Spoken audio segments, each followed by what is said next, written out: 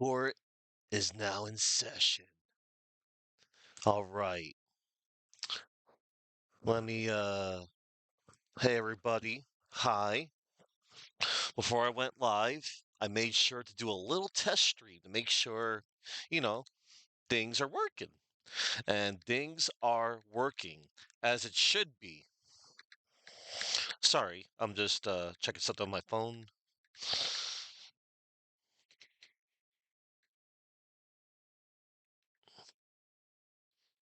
Okay. We're good. We're ready. All right, everybody.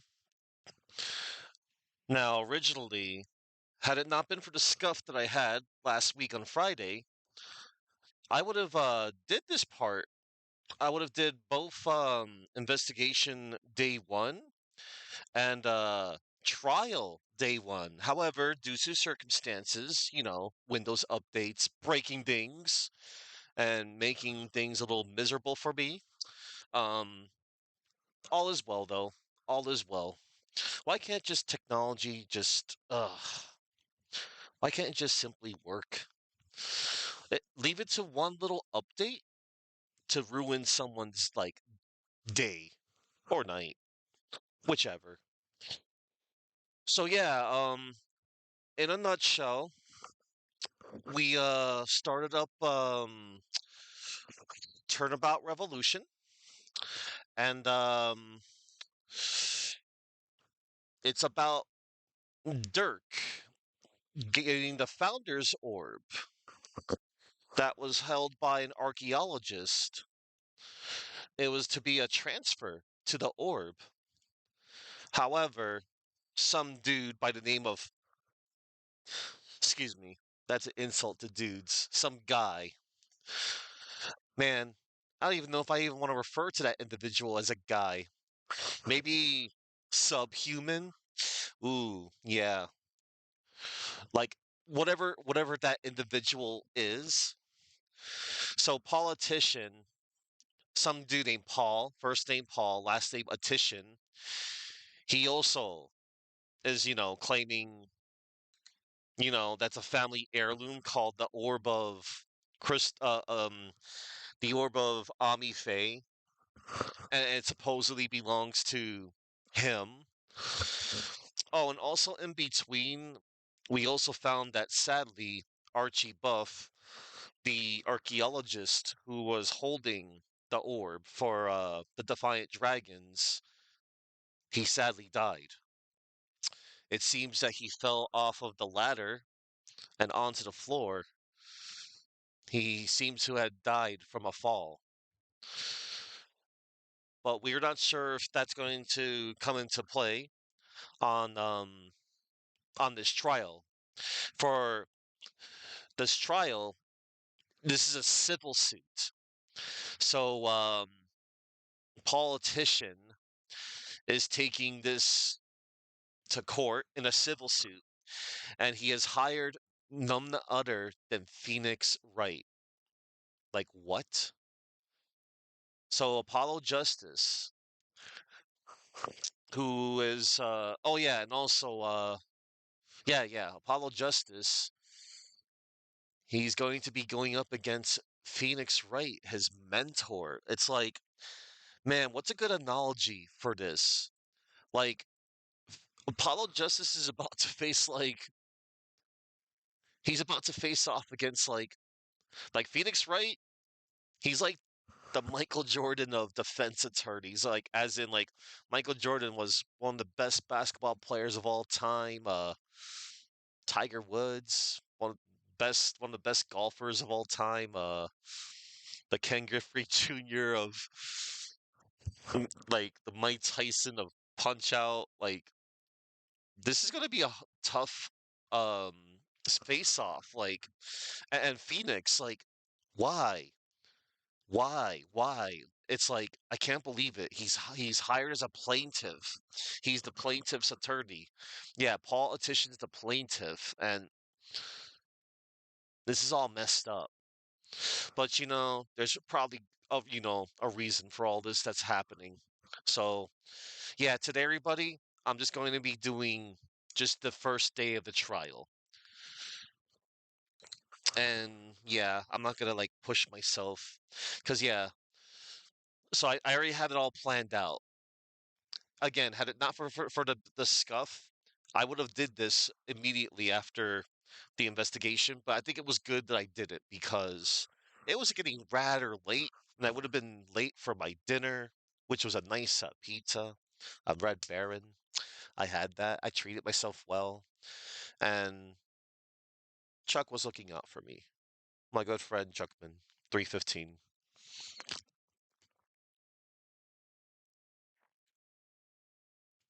You might say that Chuckman is the detective gumshoe to my Miles Edgeworth.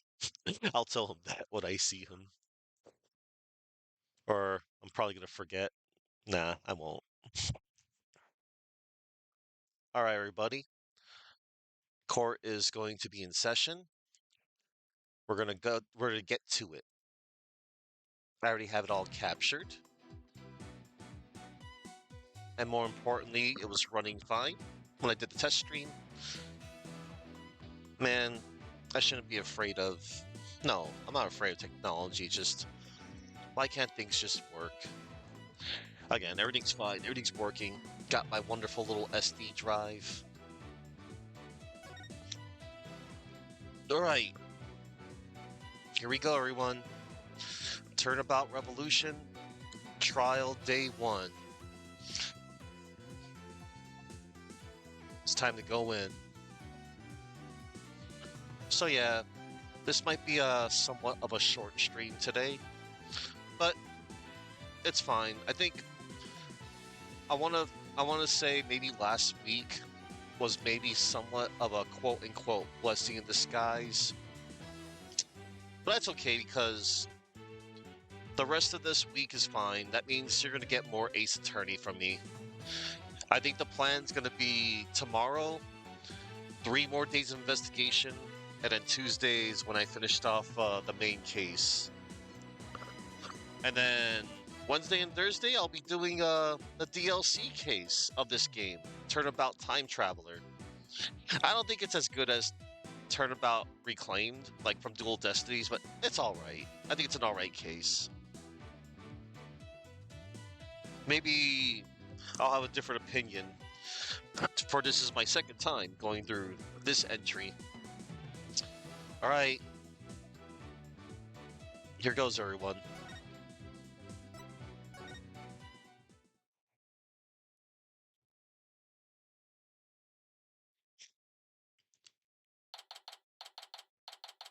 May 17th, 10:08 a.m. District Court Defendant Lobby, number 3. Oh, before I go on, everybody, let me make sure I went to. Yeah, okay, I did. I was just checking, All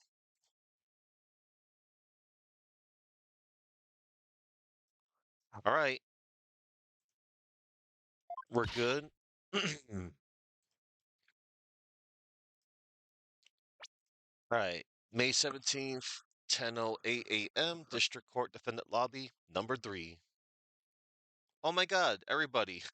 Today is May 17th, actually, right now, as of this recording.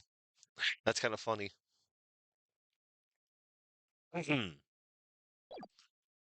Just so you know, I'm not going to take sides. Message received. Loud and clear.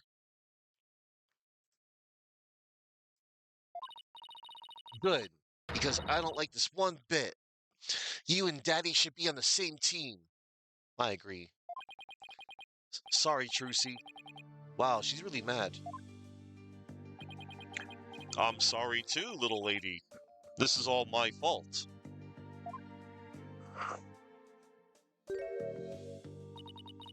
I'm just worried things will never be the same between Daddy and Apollo.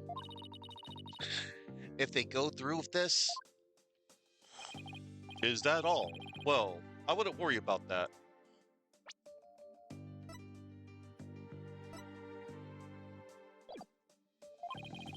That's the way it is with us men. We may fight, but we don't burn bridges. Really? Sure. 1 minute we're trading blows, and the next we're having drinks together. We're simple creatures at heart. Ah ha ha ha ha ha. I sure hope you're right. Sorry I'm late, Apollo. Athena, there you are. What happened with you and Mr. Wright yesterday? Oh, about that. I ended up going to the wrong airport. I was waiting there thinking his flight was really late. And before I knew it, I dozed off. By the time I woke up, it was already dark. I figured something like that had happened. Being late and dozing off are the two things you do best. Ugh, guilty as charged. So then, I take it you have no idea what today's case is about? Not a clue. Sorry. What is today's case about, if I might ask? Another locked room mystery? A suspect with a flimsy alibi? Or a dying message? Sorry, strike three, you're out. It's a civil case. Yep, it's a civil case. A civil case? You act like I'm speaking Swahili here. It's just the Right Anything Agency specializes in criminal law, or so I thought. In civil cases, there are no prosecutors, right? Instead, both parties retain an attorney. Right, and the other attorney is someone you know very well. Really? Who? The trial will begin shortly. Please proceed to the courtroom at once. Okay, let's do this. Apollo, wait. Who's the other attorney? And where is Mr. Wright? No time to explain. Let's go. Okay, right behind you. Oh no, Athena doesn't know. Athena doesn't know. Athena doesn't know. Athena doesn't know. May 17th, 10:30 a.m. District Court, courtroom number 6. Day 1. Court is now in session. All rise.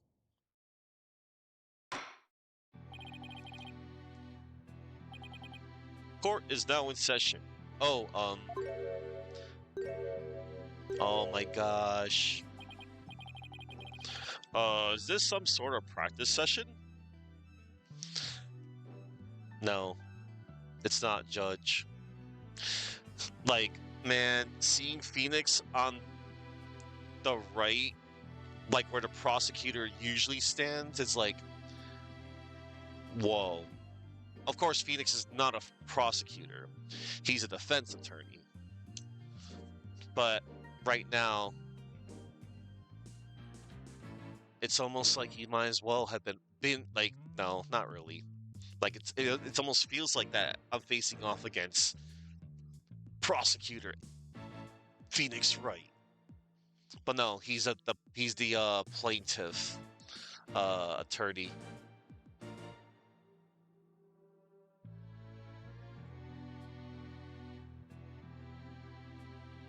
Oh, oh my God, Mario! It is. That's awesome.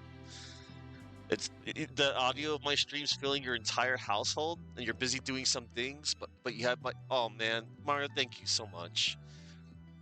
I appreciate that, man, and that's cool. Like, I'm honestly fine with just being background noise too. I mean, it's cool, man. And good job on the workout yesterday with Miku representing Flyback TV to Mario. Yeah, man. All right. You don't like to call it background noise because you're listening and pay attention. Oh, no, it's cool, Mario. No worries. And when you put it like that, Mario, that's cool. Because, like, I don't know. I wasn't trying to sound like I was downplaying myself, you know? But when you put it like that, man, damn. You put it in such words that I couldn't even describe. I thank you for that. Okay. Uh, is this some sort of practice session? A mock trial, perhaps? No, Judge, it's not. Chuck, you're just in time, man. You're just in time.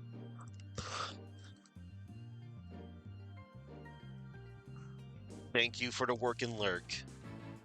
Oh, I gotta get my list. I knew I forgot something. You're just in time, Chuck. I'm glad. I'm glad that you're gonna work and lurk. All right. All right.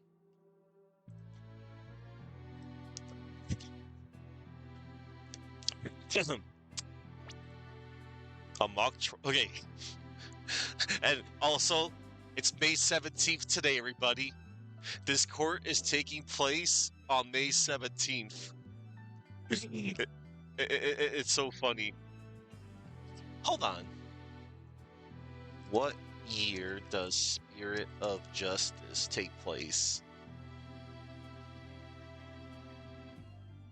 Aw, it takes place in 2028. So, 2 years from now in real life, this case on this date, it takes place. But hey, we're doing this on May 17th. And that's awesome. Not planned. May 17th, 10:30 a.m., District Court, Courtroom number 6. Court is now in session. Oh, is this some sort of practice session? A mock trial, perhaps? No. No, it's not, Your Honor. What's happening on Tuesday, Chuck? Aside from it being Bison Tuesday. No. No, it's not, Your Honor. It's the real deal, Your Honor. So then, you two have had a falling out? I won't have you using my courtroom for that, you know? Oh, never mind, Chuck. It just hit me as soon as you said that. May 19th. May 19th. May 19th. Oh, man. And it's so funny they used that as a fun little promotion. See No Evil. Starring Kane. Glenn Jacobs. It's nothing like that, Your Honor. Exactly. It just so happens that we have different clients in this case. Damn it, Phoenix. I see. Well, here's to hoping this has no adverse effect on your working relationship. You can say that again. I had no idea we'd be going up against the boss today. Ugh, you sure this is a good idea, Apollo? What? Do you want to switch sides? Honestly, I'd rather be anywhere but here right now. Yeah, Athena. Well, at least she is here. I'm really gonna need her help. Mr. Justice? Yes? Don't expect me to pull any punches just because you're the opposing lawyer. As I said, the kid gloves are off. And come what may, they'll stay off. Man, I don't like this.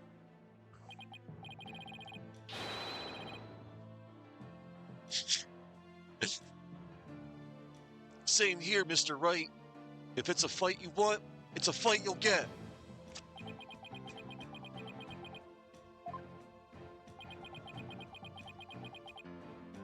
My heart. I don't like this. Not like this. Not like this. Yeesh. You guys are really chomping at the bit, aren't you? I don't mind a good fight between co-workers. Just keep this civil case civil. Wow. You're no help, Judge. Sometimes. Now then, if the plaintiff would take the stand, we may begin.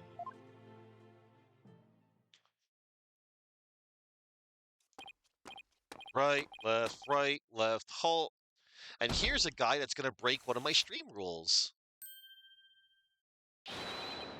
Noble Judge, members of the gallery, good day to you. I am Paul Attition. This is but the start of my epic campaign, and all you have the honor of witnessing it. I believe the youth of this country are our very future. Too long have they been looked down on and given the cold shoulder. So to them I say, ask not what you can do for your country. Ask what you can do for ask what you can do for me. Mr. Attition, what is that crazy contraption you're riding in? It's my custom-made election-winning campaign mobile. Beautiful, isn't it? You're at a witness stand, not a campaign podium. So come out of there this instant. Pheh. Yes, please, get out of there. He even has his freaking a name plaque. All right. Now, will the plaintiff's attorney, Mr. Wright, please explain the complaint filed against the defendant? Mr. Atish's complaint against the defendant is simple.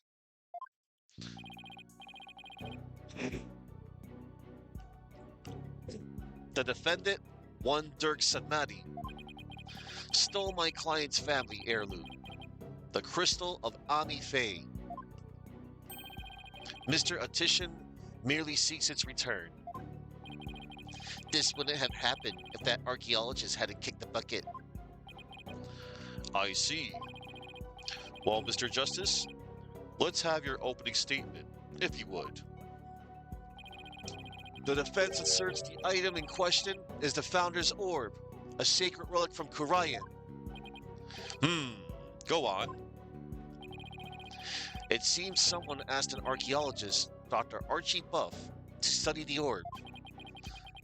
Mr. Buff determined that it was a Kuraidi's national treasure, known as the Founder's Orb.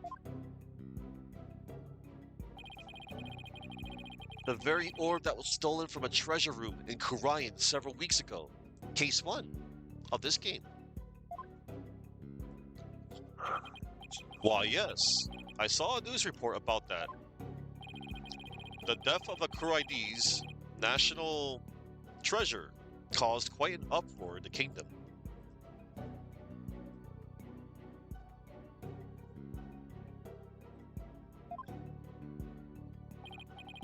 Well, we believe that it was not, in fact, a death in the traditional sense, but rather that it was spirited out of Kurayan by someone for Dr. Buff today. Excuse me, sorry, I misread that word, my apologies, but rather that it was spirited out of Kurayan by someone for Dr. Buff to study. You don't say, and? Around that time, an acquaintance of the defendant learned of Dr. Buff. He made contact with the doctor, who agreed to hand over the orb. Apparently, the doctor wanted nothing to do with it once he learned it had been stolen. It seems you even have a transfer agreement between both parties. Mr. Sadmati also agreed to return the Founder's Orb to the Kingdom of Kurayan. Once the doctor verified it was the real thing. I see. So this dispute centers on whether the item in question is the Founder's Orb or the Crystal of Ami Faye. That, in turn, will determine the object's rightful owner. I better bring my A game. Going up against Mr. Wright won't be a walk in the park. Come to think of it, the name Dirk Sadmati sounds awfully familiar, but I can't recall where I've heard it. Oh, it's probably your imagination, Your Honor. He's just a tourist after all. My imagination, you say? Yes. Are you sure about this, Apollo? He's a wanted criminal in Korean, isn't he? In Korean, yes. Here, he's just a tourist. Very well. Let's begin the proceedings. Yeah, I mean, he's not like a leader of a revolutionary group that, or anything like that over in, some other country. He's fine over here in Japanifornia. He's just some dude with an eye patch. And he's very jolly, friendly, and happy. Very well. Let's begin the proceedings. Bailiff, would you bring in the first witness? Oh no, the first witness. Emma. Shucks. Emma Sky. Emma? Show some manners. We're in court. I know, it's just, this is a civil trial. So I was surprised to see a detective take the stand. I had her do some digging on Dr. Buff. What for? You disappoint me, Apollo. First, I'm not just a detective. I'm a forensic scientist. Do try to remember that. Whoa, Emma. Suddenly her switch is back to, you know, pushy, touchy. She's touchy Emma again. Second, you owe Mr. Wright an apology. After all he's done for you, you have some nerve. First, I'm sorry. And second, I'm really just trying to do my job. You'll never get anywhere with that attitude. Take some advice from someone who's been there. Why do I feel like I'm on trial here? It's not like Apollo wants to, but we're doing it. Detective Sky, your testimony, if you please. Witness testimony. The doctor's dark secret. The police have had their eyes on Dr. Buff for some time. And just today, a number of stolen artifacts were discovered in his study. Among them were a priceless urn and a statue that were stolen from the Fae clan. It seems the doctor would do anything to study artifacts, including steal them. As for the relic at the center of this dispute, he likely stole it from the Attition residence. The doctor is a thief? Oh no. Why am I just hearing about this now? Well, cat burglar isn't something he'd put on his resume. He was more careful than that. But the fact is, he was a classic treasure hunter. A treasure hunter, huh? Like people who have thrilling adventures in exotic places, risking life and limb for the glory? I doubt Mr. Buff was the star of his own hit movie series, Athena.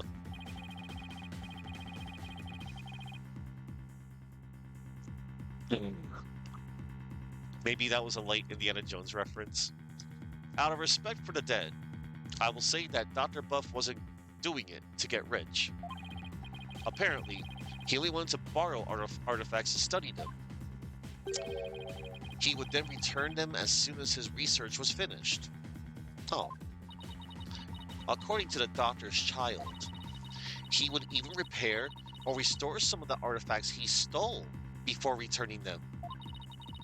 He believed he was honoring the dead by discovering their history through artifacts. But whatever lofty ideals he held, it makes no difference. Larceny is larceny. Yes, he certainly sounds no different from a regular thief to me. Bro, so let's say for a moment that the doctor really did moonlight in stealing artifacts. Might he not have stolen the founder's orb in Kurion and brought it back here himself? Nope. There's no record of him traveling overseas over the past few years. Plus, he couldn't very well leave his reclusive child at home all alone. Then this really must be the crystal of Ami Faye. Yes, he stole it from the Attition residence, probably so he can study it. This is the left hook I did not need. I bet you never saw that coming, Apollo. Yeah, when Mr. Wright said the kid gloves were off, he wasn't kidding.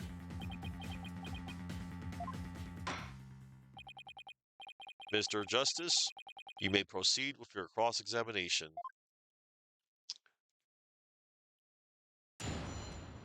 Cross-examination. The doctor's dark secret. Oh no. Okay, so everybody, before I cross-examine Emma, here's what I'm going to do. I'm going to save the game real quick, and we're going to go and see the first bad ending of 4 in this game. So I'm going to purposely get the bad ending right now. Objection!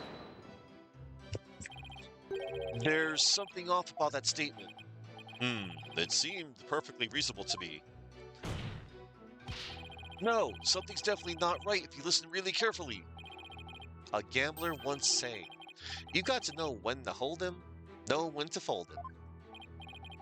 Oh, I love this one. Know when to walk away, know when to run. I don't know which penalty hurts more, the judges or their singing. Both.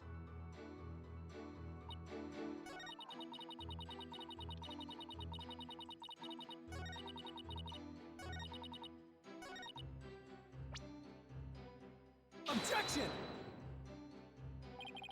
That statement contradicts this piece of evidence. And just how does it contradict with the evidence, Mr. Justice? Could I have about 5 minutes to figure out the answer to that?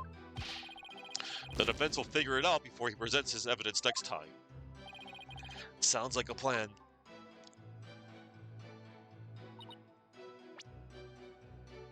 Objection! Please take a look at this piece of evidence. I'm looking, but what am I supposed to see? Oh, as your boss and mentor, here's a bit of advice.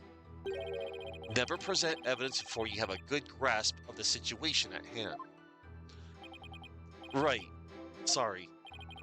And as the presiding judge, here's a penalty. Ouch. Double team for just doing what Mr. Wright always does anyway. Dang. Calling him out in his thoughts. Objection!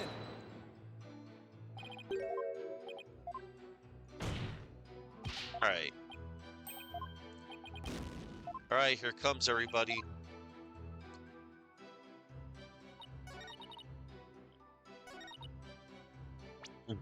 One bad ending coming right up. Objection!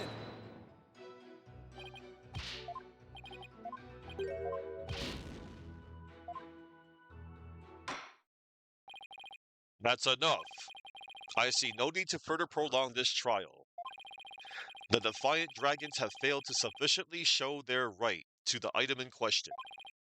Therefore, ownership is hereby awarded to the plaintiff, Mr. Paul Attition. Blech.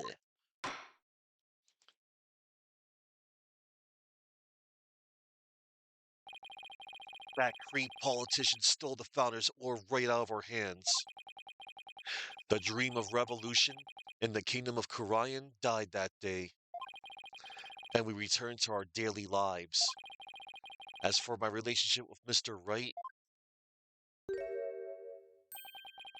the word awkward comes to mind. Let's just say it was never really the same.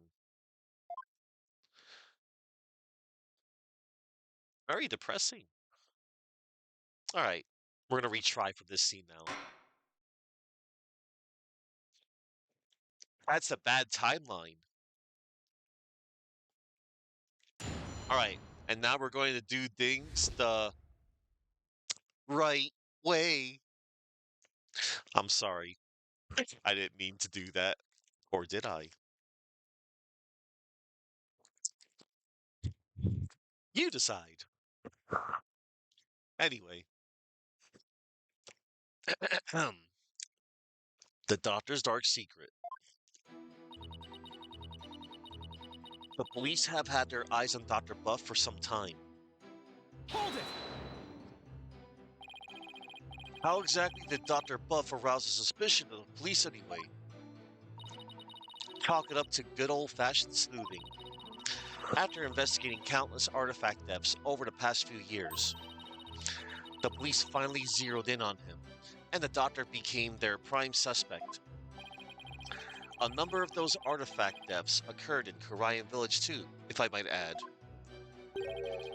And they started right around the time the Doctor moved there. While he was never arrested, I take it there was nothing concrete linking him to a crime.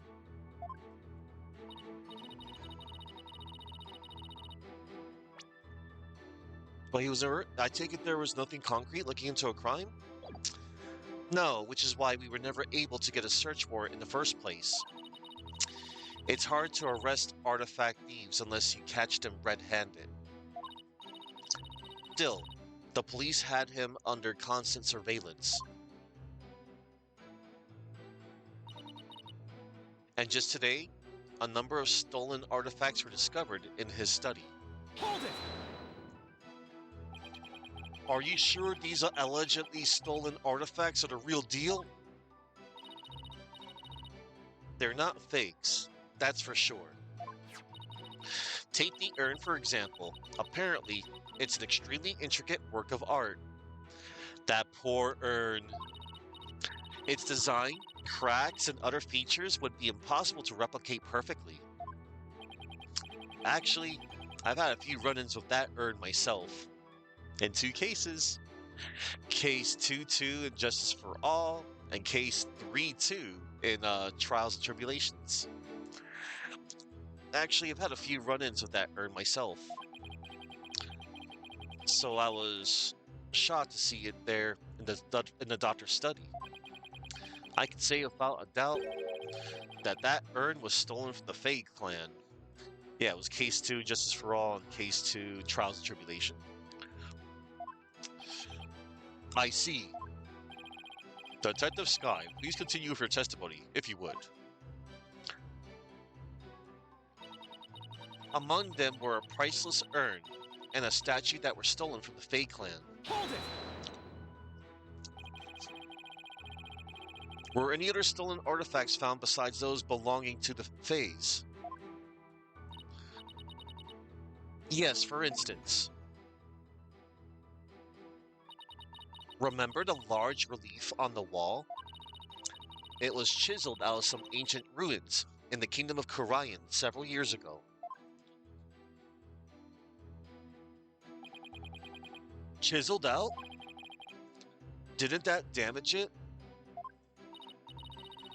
Well, he did restore the parts that were so faded you could barely see them anymore. It seems he intended to return it someday, so one could say his intentions were good. But good intentions are no get-out-of-jail-free card. That's a fact. If I might add, with respect for the deceased, the quality of the restoration was apparently exceptional. It seems the doctor invested a lot of money in hiring an extremely talented specialist. He sounds like a good man who took a wrong turn somewhere. I guess Sarge takes after him in that way. Any further questions? If not, it seems the doctor would do anything to study artifacts, including steal them. Hold it! Has these alleged thefts been going on for some time? At least 5 years, as far as we can tell. All the recent deaths have been local. But before moving to Korean Village, he had been stealing from ruins around the world. Dr. Buff was an international criminal? This data lends itself to but one conclusion. Dr. Buff was a thief. As for the relic at the center of this dispute, he likely stole it from the Addison from the Audition residence. The trial's barely started and we're already backed into a corner. To make matters worse, the judge seems to agree with the plaintiff's case. But we still gotta give it our all. That's right, Apollo. As for the relic at the center of this dispute, he likely stole it from the Audition residence. Hold it! You claim he stole a family heirloom from the Audition residence, but claiming something doesn't make it true. Unfortunately, it is true. How can you be so sure? A police report was filed concerning the death 1 year ago, in fact. What? A whole year ago? August 25th of last year, to be exact. The report states, and I quote, "The crystal of Ami Faye was discovered to be missing from the Audition storehouse at 10 a.m. The storehouse lock had been picked. Signed, Paul Audition Wimperson." Wimperson. Yeah, that dude sounds like a freaking wimp. Paul Audition Wimperson. Well, a year-old report certainly lends the plaintiff's claim credence. The doctor really could have stolen the crystal of Ami Faye. Not only that, Your Honor, but the founder's orb was only found to be missing several weeks ago. That is nearly a year after the crystal's death was reported. Therefore, I believe we must consider the orb and the crystal to be two separate items.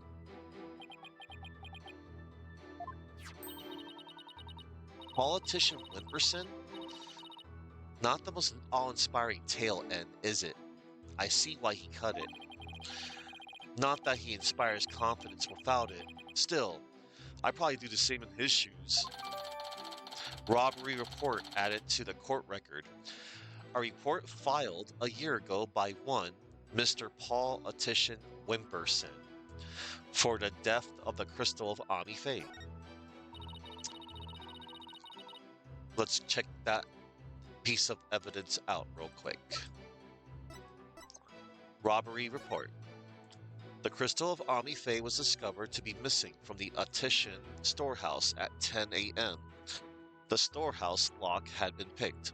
Paul Audition Wimperson. A police report was filed about the crystal's death a year ago, but the death of the founder's orb was only reported a few weeks ago. Yep. That's already like, what an awful claim that Paul Audition's making. So the crystal's police report was filed away before the orb was found missing. That suggests the stolen relic is the crystal of Ami Faye, as Mr. Audition Wimperson asserts. I doubt the police report is a fake. After all, Emma is the one who submitted it as evidence. Still, I feel like something we learned in that police report is important somehow.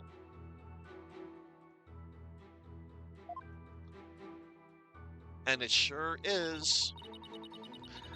So, on the same statement that we just pressed right here, as for the relic at the center of this dispute, he likely stole it from the Audition residence. We're going to present, before we present, I'm going to show. So, it's this statement right here. As for the relic at the center of this dispute, he likely stole it from the Audition residence. Email.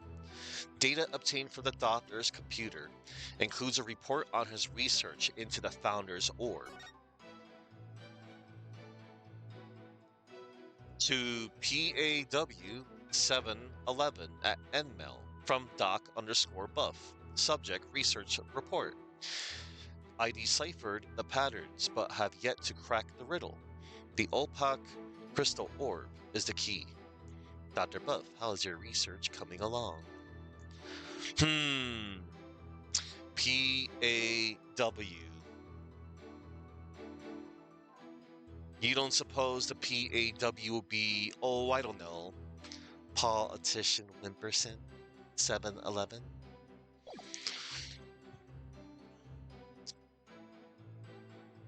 Objection! The doctor stole the relic from the plaintiff? Are you sure? Because that statement doesn't agree with a certain piece of evidence. What do you mean? Take a look at this. What about it? This contains an email from the doctor's computer. Email? In that little piece of plastic? It's a USB drive, George. I'm afraid I don't understand.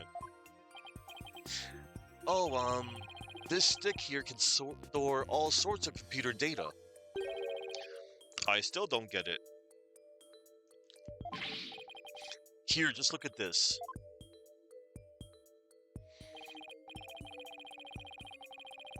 Apparently, the doctor is reporting his research findings to a certain individual. Now take a look at this. It's the police report Detective Sky presented to this court. You can see the plaintiff's legal name on it. Politician Wimperson. I can see why he dropped Wimperson from his name, but that's hardly breaking news. I like that everyone's making fun of his freaking, last name. I know it's no, it's not mean, because, dude, screw this guy. He's named after a his pun is a name on politician. I can see why he dropped Wimperson from his name, but that's hardly breaking news. Look closer, Your Honor.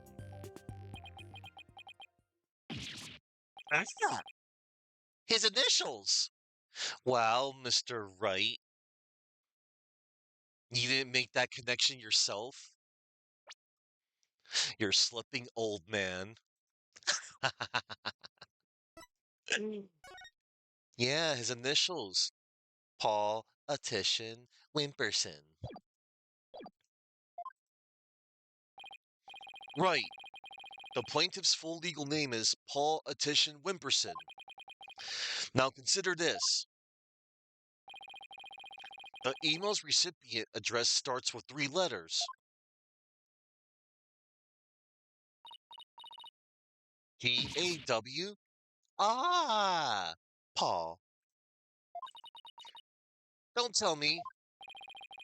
Oh, but I will anyway. The individual who hired a doctor to study this disputed item is none other than Politician Wimperson. Wait, then that means...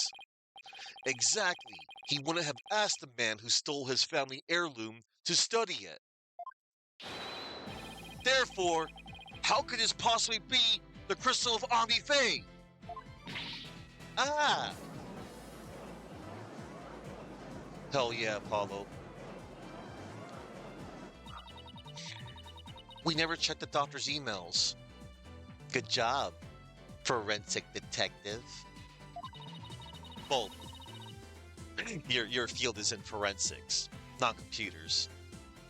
We couldn't even figure out the password to his computer. Nope, you're not Hacker Man. The plaintiff willingly left the orb in the doctor's care so he could study it, at the behest of his benefactor.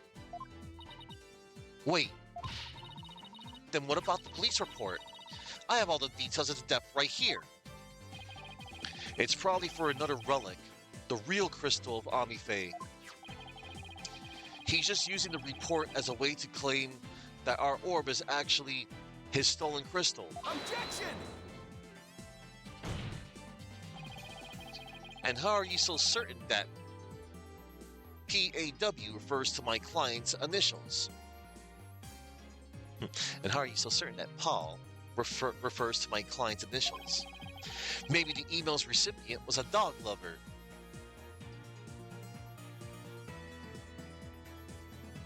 Hmm. Perhaps. So let's get to know your client a little better, shall we? Yeah. Mr. Politician Wimperson. Oh no. Dick, I suppose shutting down detractors is all part of a politician's job. Answer me this, Mr. Attition Wimperson. What is?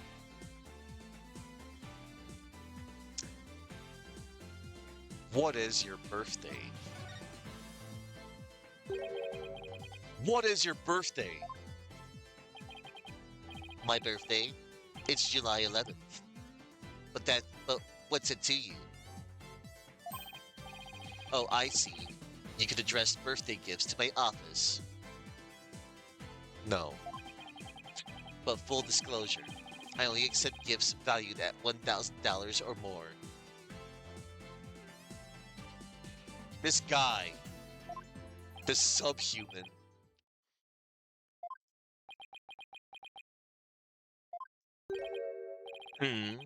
Why has everyone gone silent? How can anyone be that self-centered? Oh, right. Politician.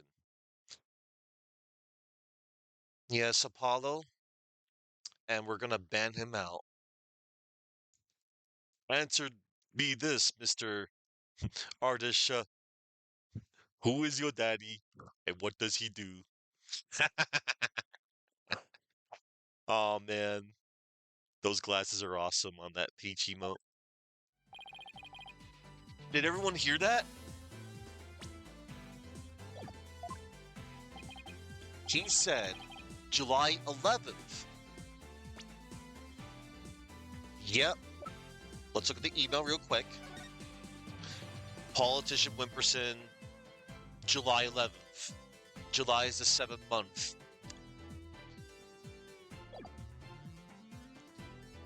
He said July 11th. July 11th, or rather 711, matches the numbers in the email address 711. Both the name and birthday are a match. I hardly think that's a coincidence. Wait. Why, you sneaky little... Looks like someone finally decided to join the conversation. Will the plaintiff care to explain? I would like to say that is quite... Quite what? Quite a thing you've said. Any other thoughts? No further comments. I stand by my previous statement. Hold it! Get your ass back here, boy. You can't just walk away. Even politicians have to explain themselves in a court of law. I'm afraid I simply don't know how it happened.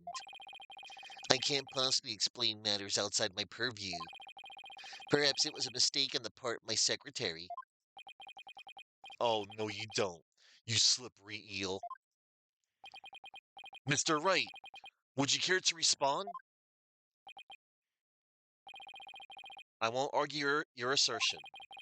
My client lent the treasure in question to the doctor and asked him to study it.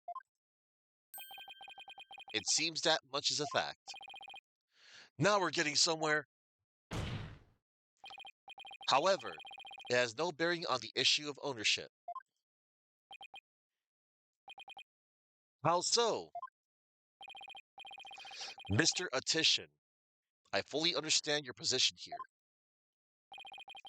You had to hide the fact that you sent the crystal out to be studied. Your family would have been very upset if they had found out. It's a family heirloom, after all. You've got to be kidding me! Mr. Wright is, well, right, of course, but then he always is. That's why he's my lawyer. The crystal is a precious Attition family heirloom. It has been for centuries.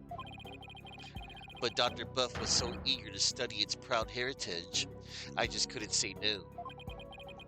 I didn't even tell my grandfather. Objection! But in order to win the backings of your so-called benefactor, you were going to give what you claim to be the crystal of Ami Faye to that person? You were going to give a precious family heirloom away just like that? I was going to explain everything to grandfather later. Honest. My client's grandfather is very proud of his grandson for following in his footsteps. Gross. Like politician? Like politician.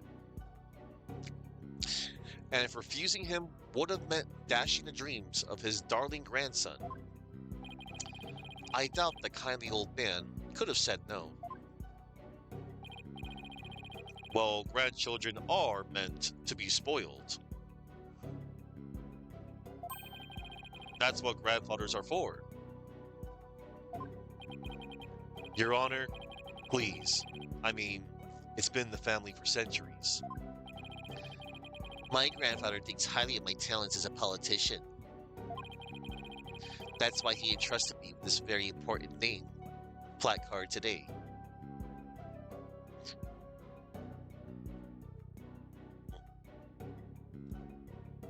Yeah, okay, placard.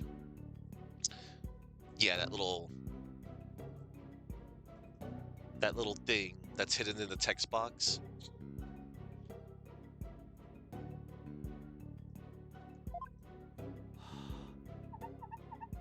Oh God. Babe Attition. He actually freaking put his name over it. So I'm sure he would have been okay with me using the crystal as I saw fit. Grr, Grandpa's spoiled little brat. Gross. I think the judge is buying it, Apollo. No surprise there. He's always going on about his own grandchild, after all. Yeah. Excuse me, can I leave now, Mr. Wright? I believe my work here is done. By all means, Detective Sky, thank you for your assistance. You're welcome. It's nice to testify at a civil trial once in a while. See you around. Yeah, sure. It seems the facts have changed somewhat. Mr. Attition Wimperson apparently lent his family heirloom to Dr. Buff. Mr. Justice, how would the defense like to proceed? Oh, all right. Now what? Apollo, let's hear what they know about this so-called crystal of Ami Faye. Maybe we can find some inconsistencies in their statements. Right. Okay then, Mr. Wright. If the item in question really is an Attition family heirloom, then let's hear all your client knows about it. Of course. Mr. Attition Wimperson, please tell the defense everything you know about the crystal's origin. All right, now then, listen and learn. This is the tale of the crystal of Ami Faye and the illustrious history of the Attition clan. Are you ready? Our story begins back in the old country when the Attition family reigned supreme. Oh, brother. The illustrious history of the Attition clan. Do we have to? We have to. Unfortunately. My ancestor was praised as a benevolent ruler. He protected the spirit mediums, a minority back then, from the rest of the locals. Some discriminated against them, you see, while others tried to abuse their power. As thanks, Ami Faye gave the crystal she had specially made as a gift to him. I am a descendant of that great lord. As such, My political power and influence is backed by centuries of history. Who cares?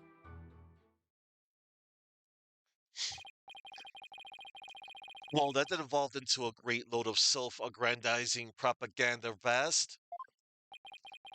As you can see, the crystal of Amife is an heirloom of the esteemed House of Attition. And you have proof that it has always been the Attition family? I have someone who gave a statement to that effect. My client's neighbor, one Ives Shinito, age 85, gave the following statement. Ives Shinito? Ives Shinetto? I'm gonna have to look up that name after. I don't know if that's a pun or not. To quote Peter Griffin, oh my god, who the hell cares? For real. My client's neighbor, one Ives Shinetto, age 85, gave the following statement. The Attition showed me the crystal back when I was but a lad. Objection! Can we really trust the memory of an old man? Mr. Justice, would you care to explain that statement to the judge? Oh, er, I didn't mean what I'm trying to say is never underestimate the memory of your elders. I may forget my verdicts the next day, but the memories of my past are clear as day. Therefore, I find Mr. Ives Shinetto's statement to be perfectly credible. Wow, did you see how Mr. Wright got the judge on his side? I know, right? What? That's definitely a trick I want up my sleeve. No, bad. You're not helping, Athena. No, you're not. You may cross-examine the witness, Mr. Justice. Uh, the illustrious history of the Attition clan.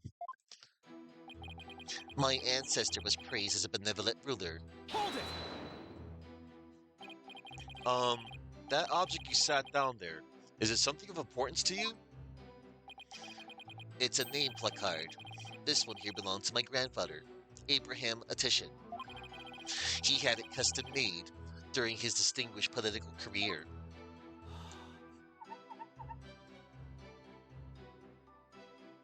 Oh my god. It's special because it was crafted from the finest Italian plastic. I wasn't aware the Italians were famous for their fine plastic. You can touch it if you want. No, I'm fine.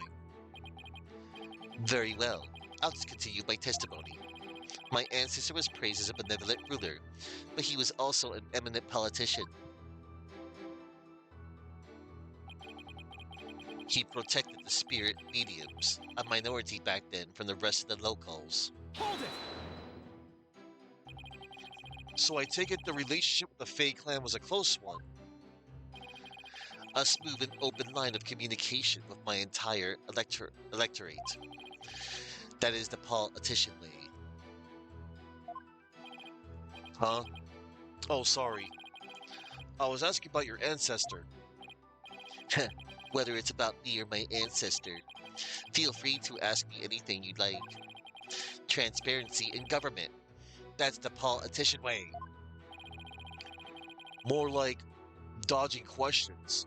That's the politician way. Thanks. I'll be sure to ask when I have something you'll actually answer. As I was saying, the Attition family protected the Fae spirit mediums back then. It's almost as if Alfred Ashford himself is testifying at the stand right now. Some discriminated against him, you see, while others tried to abuse their power. Hold it! Spirit mediums were targets of discrimination? Yes, some people even treated them like they were monsters. The transformation the mediums underwent when channeling spirits frightened the locals. And then there were those who tried to use them. You mean they sought to control the channeling powers of the mediums? Discriminating against a minority is absolutely despicable. A vote for me is a vote to end discrimination. I vow to root it out wherever it may be. That is my promise to you. He's totally ignoring your questions. It's like you're a moderator at a political debate. Gross. Gross. Yeah, and only he cares about his talking points. As thrilling as your campaign is, can we please get back to your testimony? Feh, as you wish. Now then, as for the crystal of Amifae,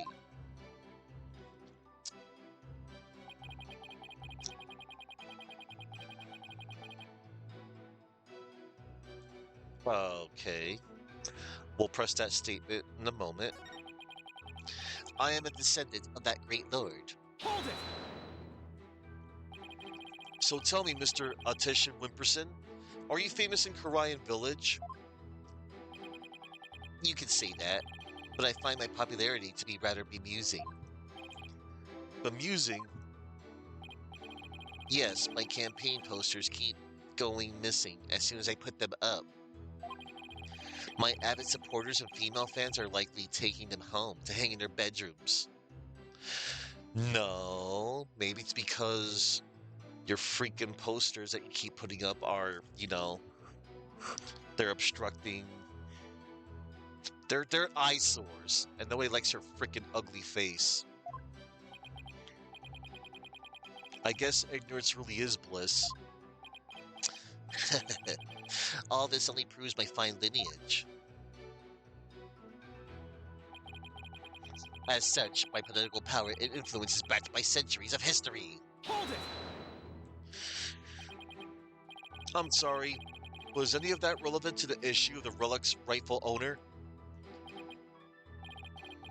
Have you never heard of kingcraft? Kingcraft? It's the art of ruling as a king. My father drilled it into my head from a young age. And one of its precepts states, ruin awaits a ruler who responds to every single issue posed by the masses. Well, that answered my question about what he meant by king of this nation. Progress. Apollo, who is this Ami Faye anyway? I believe she was the founder of the Karayan channeling technique. The plaintiff claims she had the crystal made for his ancestor. That would mean it was made in Japan, right? Yes, I suppose it would. Alright. As thanks, Ami Faye gave the crystal she had specially made as a gift to him. Hold it! You said she had it made. So then it was made in Japan? That's right. They say she hired a famous craftsman to make it. And they say it's quite valuable too. And you were going to take such a priceless family heirloom? And just give it to your patron? Pfeh, that's so typical of you ignorant common types. Making difficult decisions when the chips are down is what being a politician is all about. But only when it's in service of your own political career, you mean? The crystal is a testament to my ancestors' remarkable achievements. And furthermore,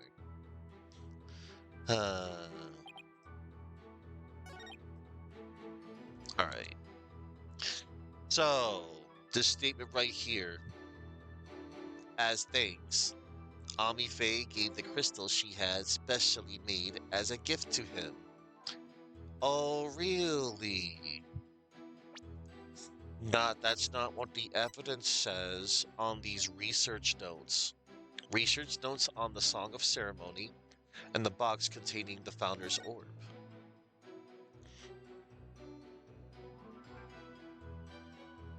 Mitama motif from the Korean founding period.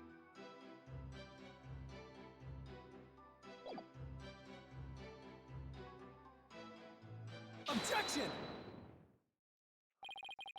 You stated that Amife had the crystal made for your ancestor. So am I to assume it was made in Japan? That's right. The craftsmanship is unbeatable. Well, that's strange. I don't see how your so-called crystal could have been made there. What are you talking about? It's quite obvious if you take a closer look at this. What proves the orb wasn't made in Japan? Right here. This design below the orb. Right here. Take that! Take a look at the distinctive design here. According to Dr. Buff, it's a Matama motive dating back to the early days of the Kingdom of Korean. The Kingdom of Korean, and you base this on? Here, this piece of evidence, Your Honor. These are the doctor's research notes on the founder's orb. This is the box in which the orb was originally stored. It features the same pattern as the one found on the orb. They do look like the same pattern.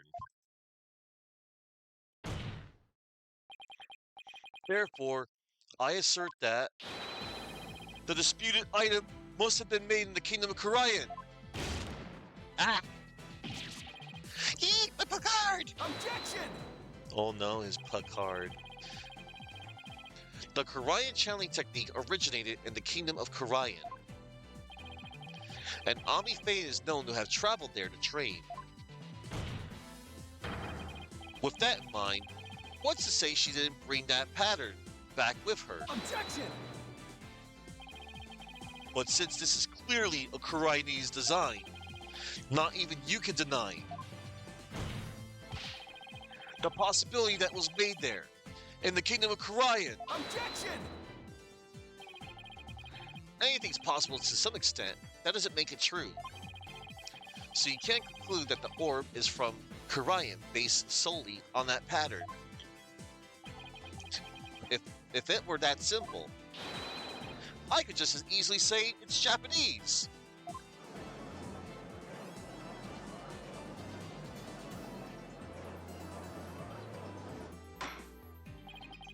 I have to agree with Mr. Wright.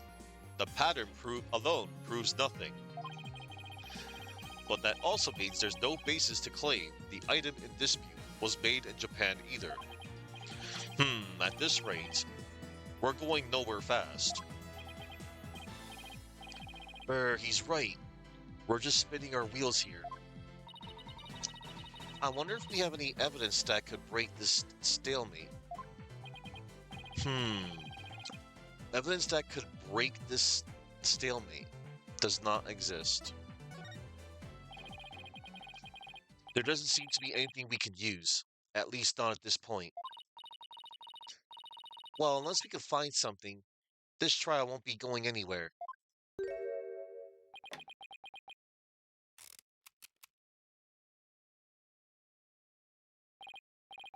Oof, that's much better. What's his deal? I have a suggestion. Why don't we consider this from a different angle? I'm listening. What if the Defiant Dragons really were authorized to take possession of the relic? I'm afraid I don't know where you're going with this, Mr. Wright. Consider the orb transfer agreement, which states, I agree to hand over the Founder's Orb to the Defiant Dragons, if I will come to no harm. What if, as the last part suggests, this was written under duress?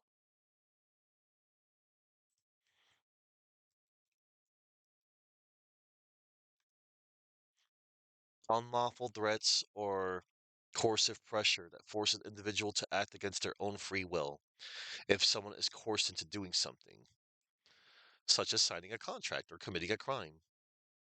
They are acting under duress. Wow.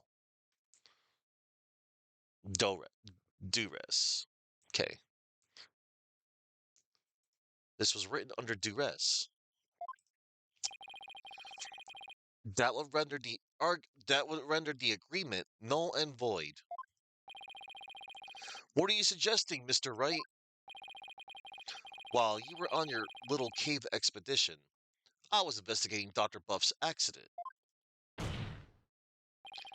And there was something you overlooked, Mr. Justice. Namely, that his accident might have actually been murder. Uh-oh. What? Murder? I mean, it's not our fault we got caught in the middle of, the orb. We didn't forget about the dead body. We didn't forget about what appeared to be an accident. And surprise, surprise, accident became murder. Wow. Or it might have been a murder. Kind of like how in Turnabout Reclaim, we thought that somebody was murdered, but it turned out it was an accident. Not the case here, apparently. Mr. Wright, you do realize such statements are not to be made lightly. Are you suggesting the doctor was murdered by the Defiant Dragons? Oh no. Yes, but follow me on this for a sec. The books that came tumbling down were from the archaeology shelf. However, among that mountain of books was a single volume on psychology. What's more, there was some blood on it. And you feel this is important because the books that came tumbling down here were the top shelf. The books that came tumbling down were from the top shelf, the archaeology books. We know this because the doctor's books were meticulously organized by subject. Archaeology took up the entire shelf, so that psychology book is completely out of place. Come to think of it, the shelves were arranged quite carefully. It's also worth noting that psychology books only take up a tiny part of the bottom shelf. You might wonder why a book on psychology was found amid the pile of archaeology books, but I believe I can explain what that single out-of-place book was doing there. The doctor was struck from behind while selecting a psychology book from the shelf. And that's when the blood got in the book? Precisely. And to make it look like an accident, he was buried under a mountain of archaeology books. Objection! Wait a second. This is all just speculation, right? Or do you have proof that it was murder? Of course I do. You do? On a hunch, I had Detective Sky examine the doctor's head wound. She found that he'd been struck by the corner of some object or another. Wait, what?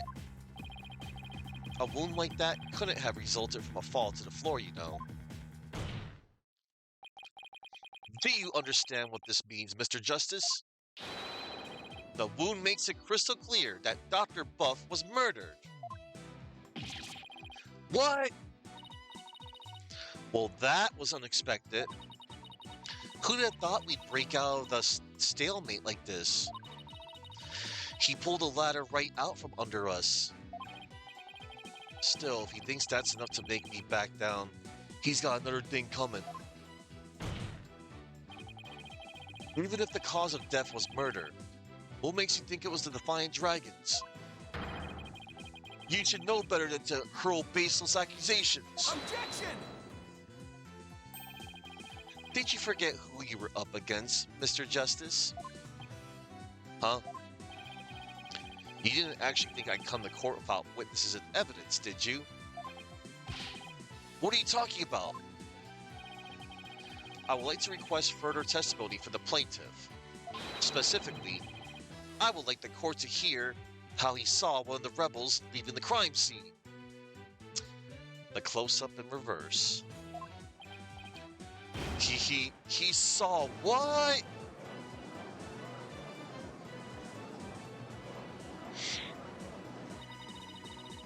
If he can prove it was murder, that's the end of our client's right to the orb. Did he have this up his sleeve the whole time? Grr, how could Mr. Wright do this to us? He was just waiting to spring this trap. Heh. This trial has taken another unexpected turn. But I must mention, Mr. Wright, that you have yet to identify the murder weapon. The object used to commit the murder was not located at the scene of the crime. The murderer likely disposed of it elsewhere. Dr. Buff's autopsy report added to the court record.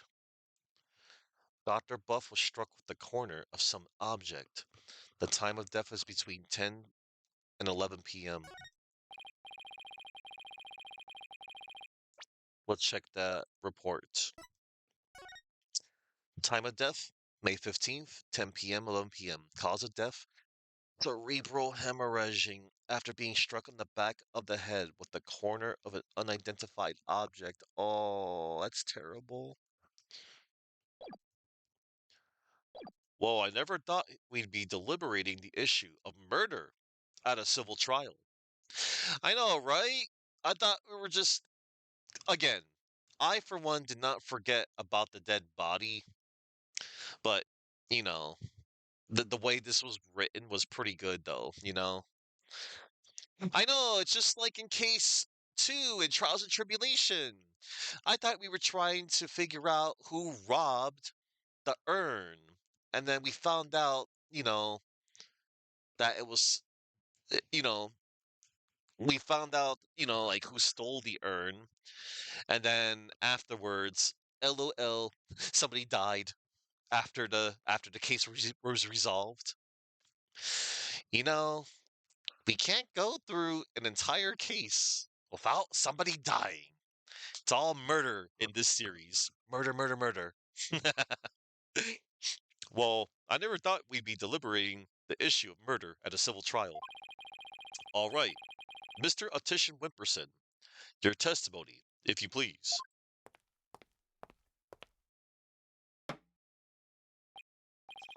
Hey, prepare to be dazzled. Gross.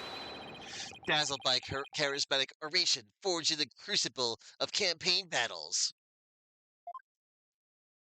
Awful. Boo this man. The rebel's crime.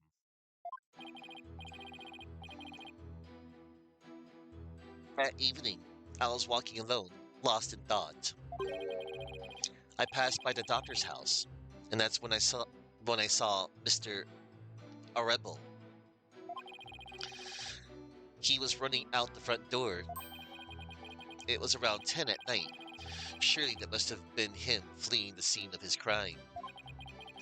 A vote for me is a vote to end such violence. That is my promise to you. So the plaintiff saw a possible suspect fleeing from the doctor's residence, and it was hidden within the window of the estimated time of death. That's a rebel. What in the world were you doing there, Ben? What in the world were you doing there then? Study photo has been updated in the court record. Oh no. Okay.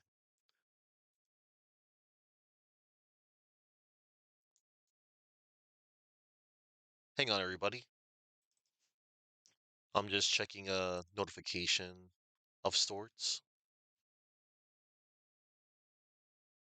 All right, continuing. Study photo updated in the court record. Oh, it seems Mr. Rebel was loitering about Korean village that day. There's evidence he was in the doctor's study as well. Isn't that right, Mr. Justice? Ah, you mean the suitcase? Exactly. He must have been in quite the rush to leave that behind.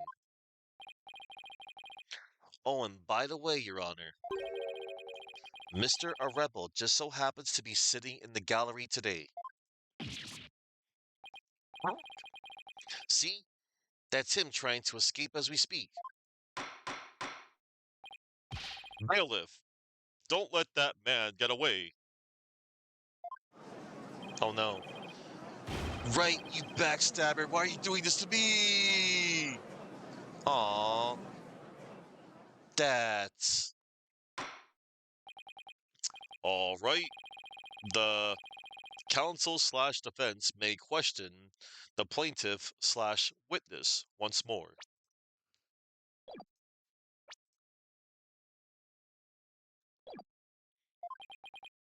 Ahem. Please proceed, Mr. Justice. Oh man. Cross-examination. The rebel's crime. That evening, I was walking alone, lost in thought. Hold it! Why were you taking a walk?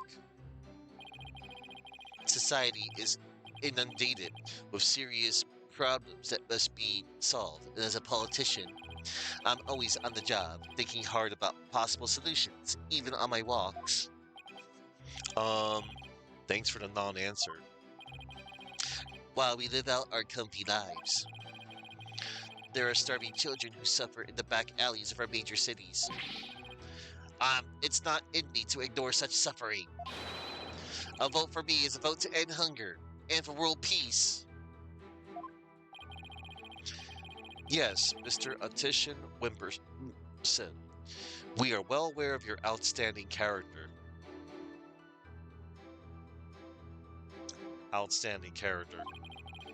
Now, please continue with your testimony. I can practically hear my poll numbers surging. Now, on with my speech. After all, the voting public must be informed of the magnificence that is me. Magnificence.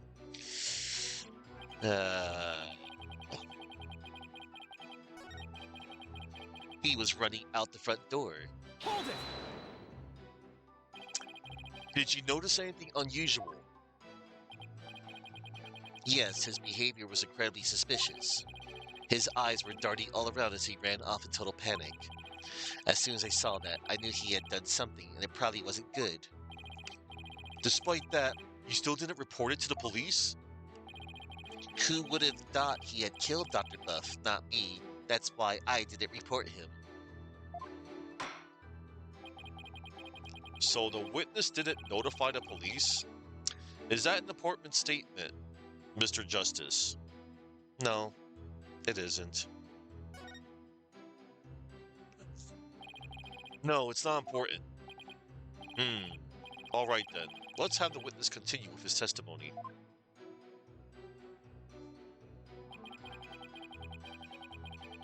It was around 10 at night. Surely that must have been him fleeing the crime of his scene. Hold it!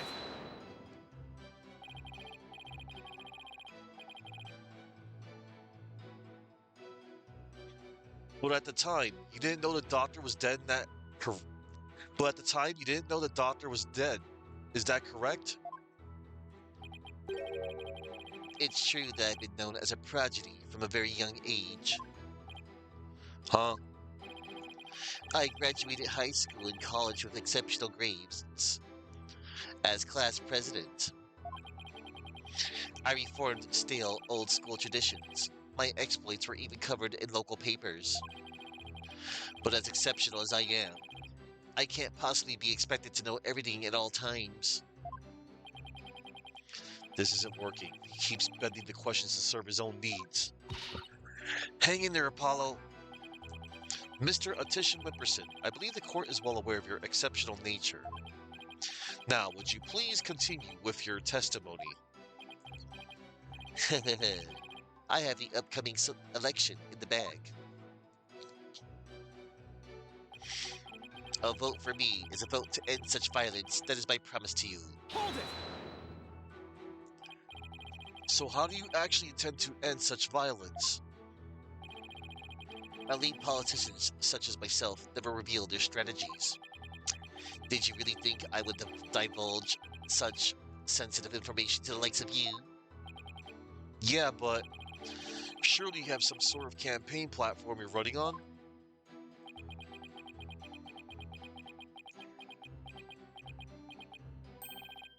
No comment. Clearly, his is a platform told by an idiot, full of sound and fury, signifying nothing. Damn, Apollo. What a thought. Brutal thought, too. Should have been said out loud. But, of course, he would have been. That would have counted as like badgering. Name calling. They're accusing the Defiant Dragons of murder. If this sticks, we'll lose the orb. Yeah, we need to sync politicians' testimony before it's too late. Mr. Wright is pulling out all the stops. Then again, I'd expect nothing less from him.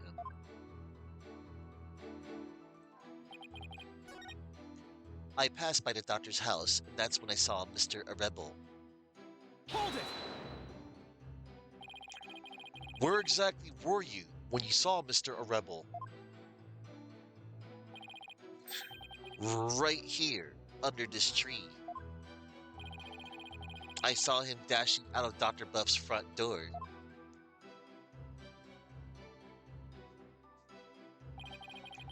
And he didn't notice you? No, I was hidden by the tree. Is it really all that important to know from where the plaintiff saw Mr. Rebel? Yes, it is actually. Yes, I believe it matters a lot. I ask that it please be added to the witness's testimony.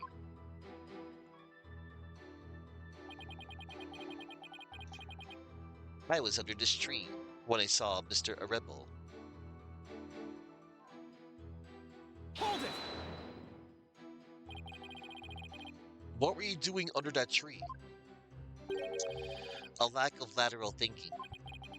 That is a politician's downfall. What? That is why, if I'm elected, I promise to think outside the box.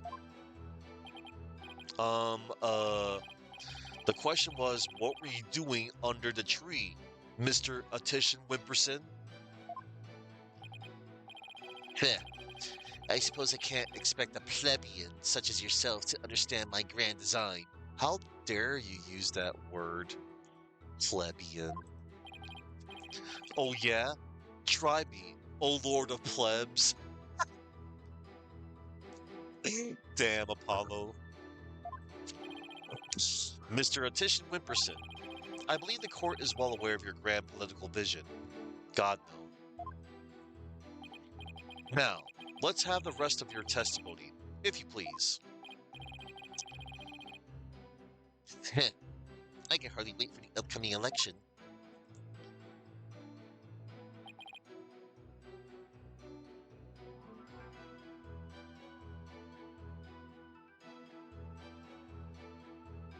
Okay. We have to press this. Yeah, we have to... We actually had to do the other, this part.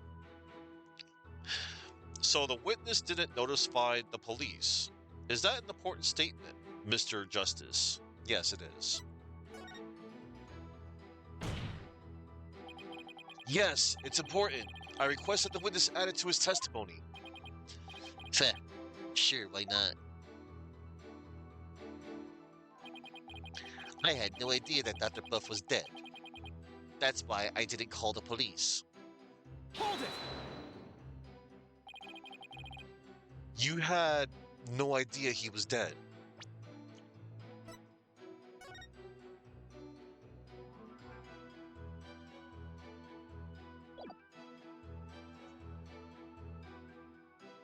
Study photo. A Titian saw Dats fleeing the scene the night of the murder. One of the books is stained with coffee. You had no idea he was dead. In other words, you knew nothing about what had happened? I am truly ashamed of myself. You should be. What?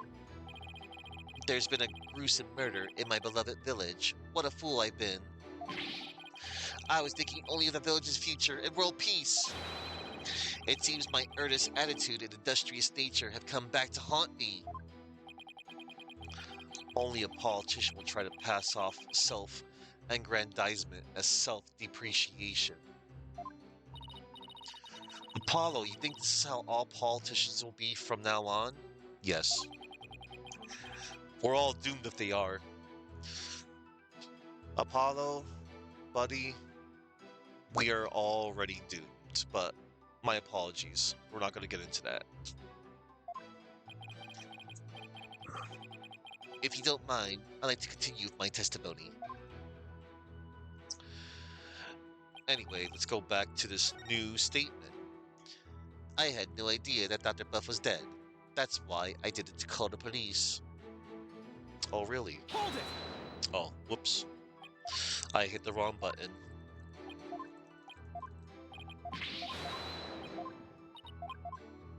I meant to present evidence there on that statement. I will present the evidence. I had no idea that Dr. Buff was dead. That's why I didn't call the police.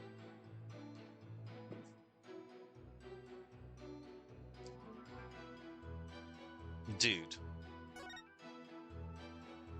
Dude was literally, like, freaking dead, man. Objection!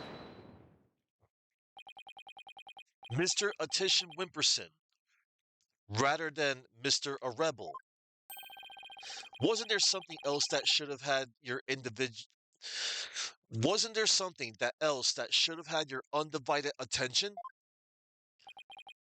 Like what? Oh yes, of course. A politician must also keep his finger on the electorate's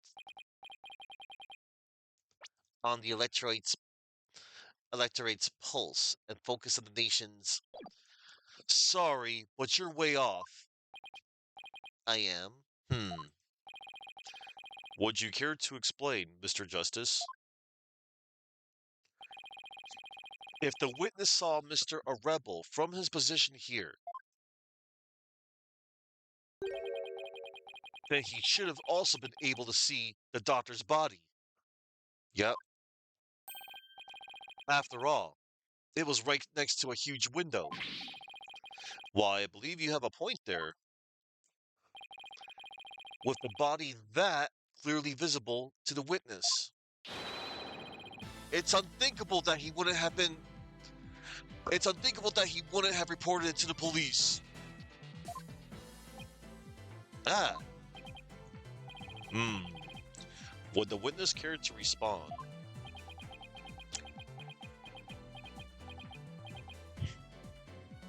The dude fell asleep, standing up, the snot bubble and everything.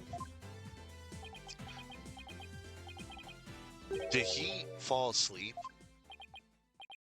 Mr. Attition Wimperson.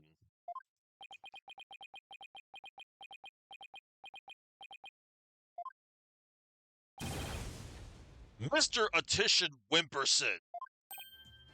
Huh? Oh, there are many sides to any issue. What did I ever do to deserve this? I don't know, Apollo. In any case, I'd like the court to acknowledge the inconsistency in. I like to.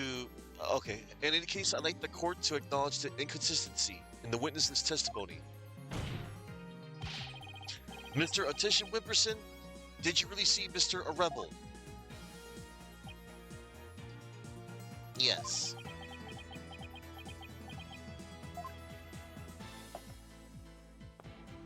Hold it! Get back here, boy. Where do you think you're going? Oh, I thought I returned to my seat, seeing as I had already answered the question. This isn't some small town hall debate, so you just stay right there until I say we're through. Hell yeah, Apollo. I'll have to run that by my campaign manager before I... Objection!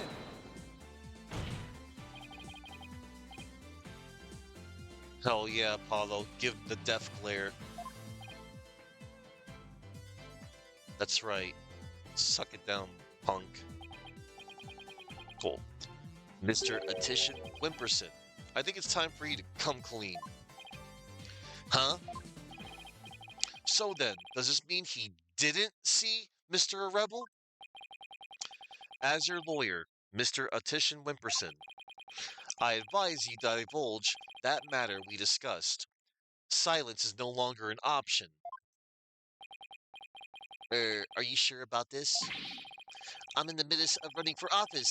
I can't afford to let any strange rumors get out. Don't worry. You won't suffer any blowback for what you're about to reveal. Blowback? I'm not sure I like the sound of that, Mr. Wright.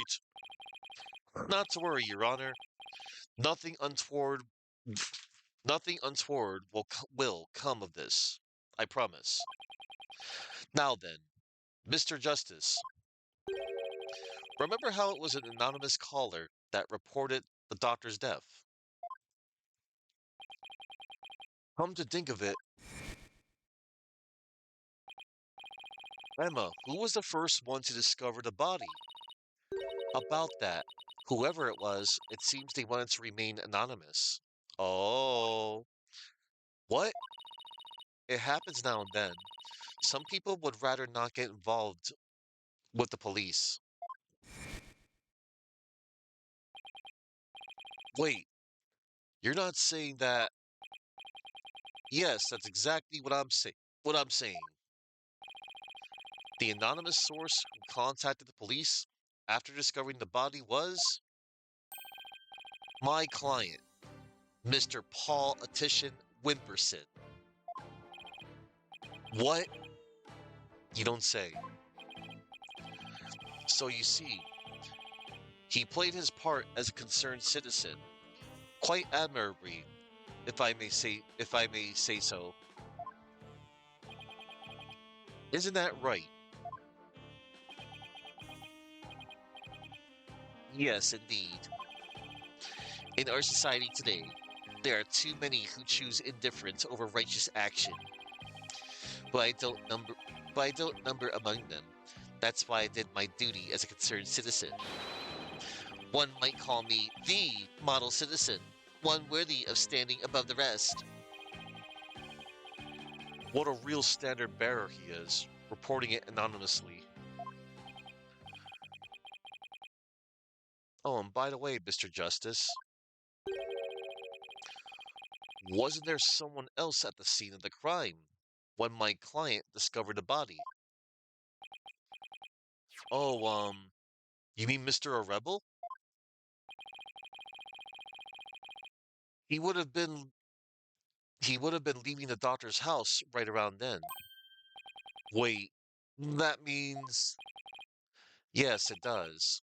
In short, what my client witnessed was Mr. A Rebel fleeing the scene of a heinous murder.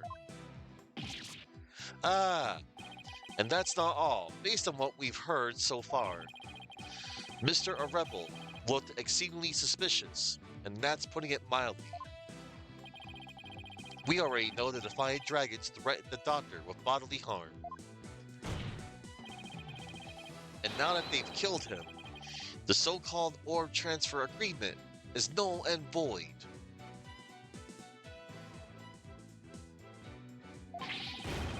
Ah!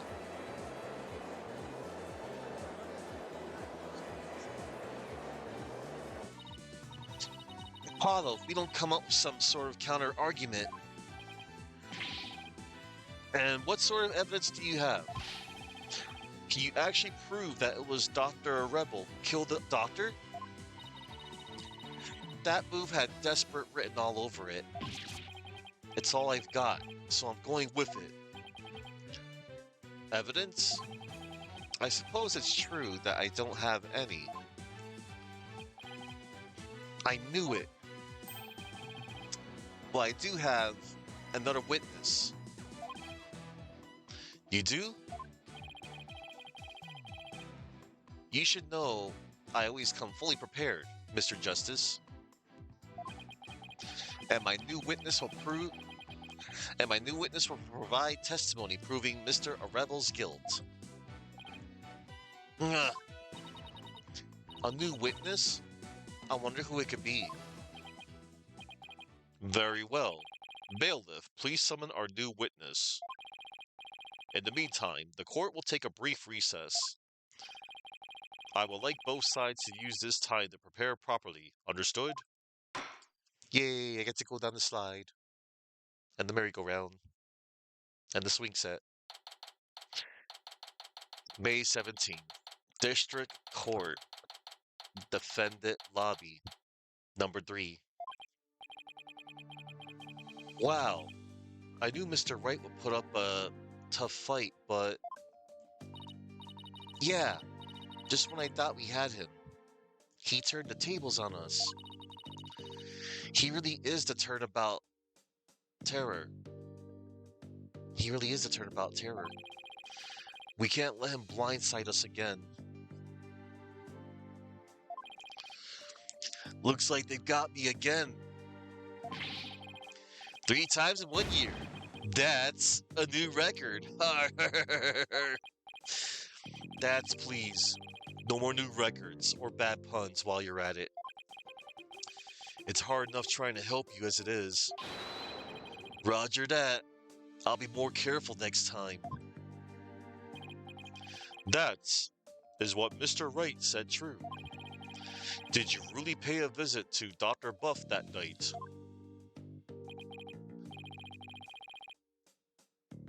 Sure did. Can't remember the exact time though. All I know is he wouldn't hand over the orb. Someone put it in his head that we rebels were dangerous. That's why he threw me out. So the doctor was still alive when Dad saw him. We'll still have to prove it though. Better brace yourself, son. The next witness's testimony could make or break this case. Yeah, I know. Hey, where's Trucy? She went to go see her dad. Maybe she's still mad. More like worried. Worried that this trial will create a rift between you two. And that you might then leave the agency. She has an active imagination. Excuse me, the trial will be resuming shortly. Well, let's go see what new testimony awaits us.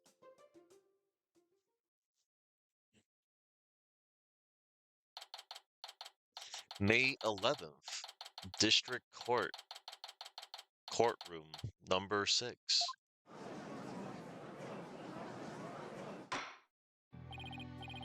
All right, court is back in session.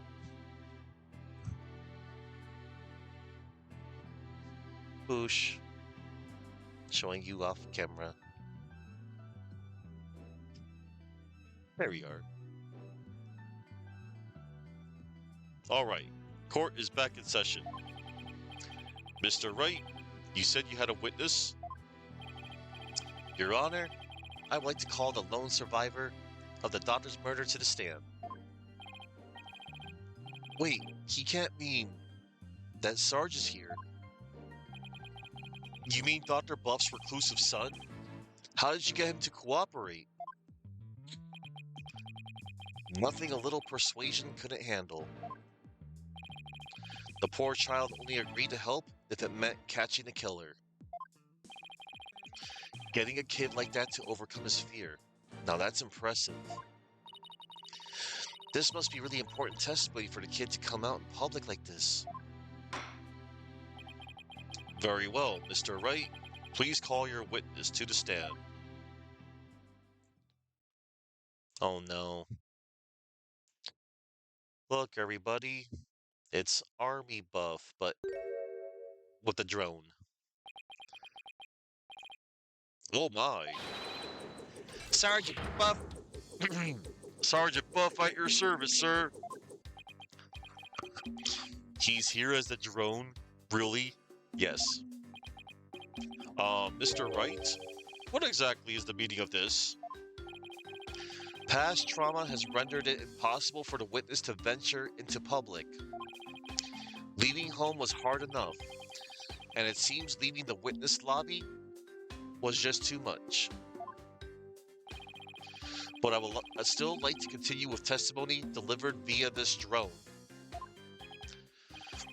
I understand it must be terrible to lose one's father like that.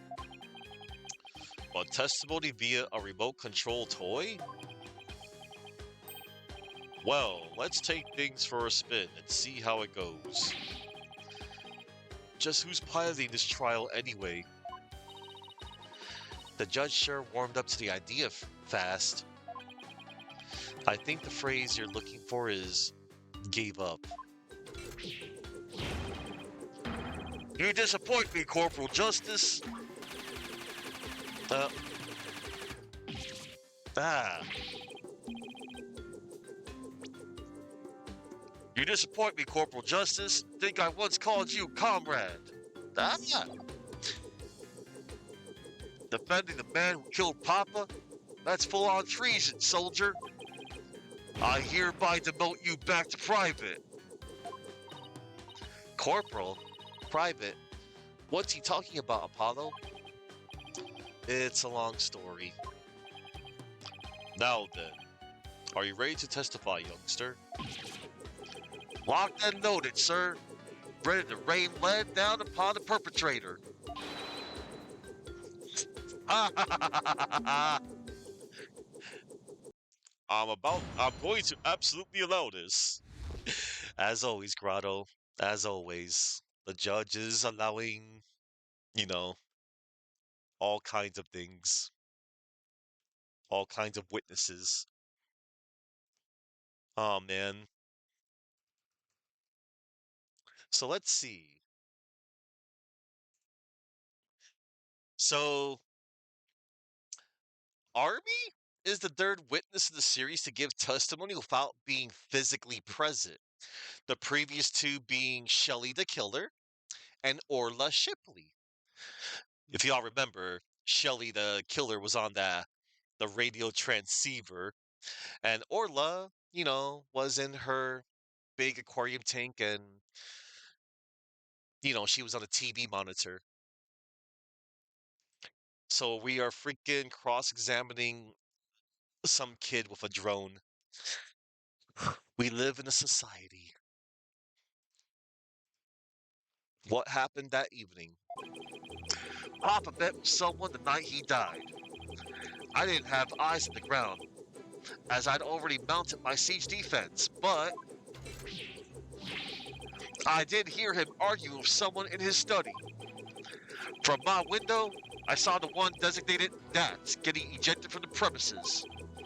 After that, the man lingered around the perimeter for some time. He must have regrouped and killed my papa in the study later. I just know it. Do you? So he was thrown out, but later returned and committed the murder, did he? Yes, Your Honor. So the man my client saw really must have been the fleeing Mr. Arebel. Objection! Objection! Right, you backstabbing no good. I didn't kill no one. It's the enemy. Ready all missiles and fire! Whoa, whoa, whoa, whoa, whoa, whoa! What the fuck? Ha ha ha ha ha! Capitalist pig! I'll turn you into pork stroganoff. And that's just a taste of my ultimate anti-swine weapon. Whoa, it fires missiles too? Yes. Yes, well, the witness is all yours, Mr. Justice. Oh no. Why?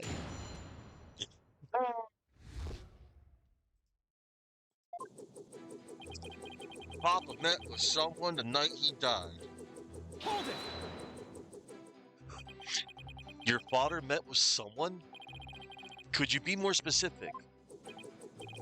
No, I was in the midst of a crucial defensive siege operation.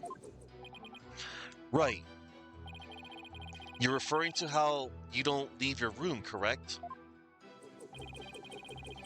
You never know where the enemy might be lurking outside the siege perimeter. What about, school? Oh, I don't go to boot camp. I'm a soldier. A sergeant doesn't associate with rookies still too green to fight.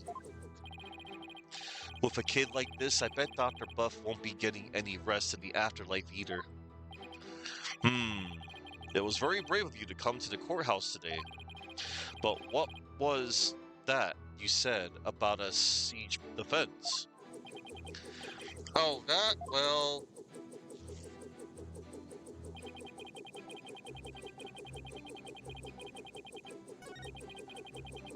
I did hear him argue with someone in his study. Hold it! What was the argument about? I heard things like, where's the orb? And are you defying dragons really criminals? It sounded real volatile, like a war might break out any second. So the two of them had an argument when Dads came to get the orb. Did you see or hear anything else? Yeah, I heard them arguing, and then silence. From my window, I saw the one designated Dads getting ejected from the premises. Hold it! How is Mr. Rebel acting? Like a conquered trooper, retreating with his tail between his legs. A trooper? Well, I guess he does dress like he's in the military. I bet those two would have really hit it off had they met under different circumstances. Yeah, I can see that. And so, the defeated soldier was expelled, but that wasn't the end. After that, the man lingered around the perimeter for some time. Hold it! That does seem suspicious.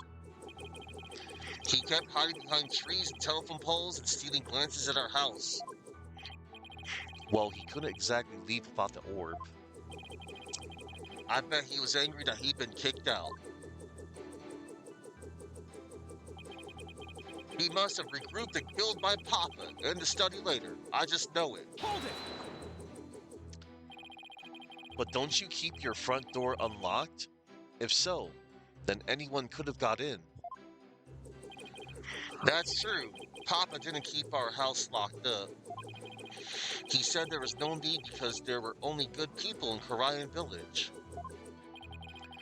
Yet he ended up dead anyway. Only a monster could do what they did to my kind, trusted Papa. There will be no mercy. I vow swift and terrible vengeance. I'll carpet bomb the killer with everything in my arsenal. Fire! Oh God. While I sympathize with you, witness, you will refrain from firing Gatling guns in this court. So Sarge saw Dads too.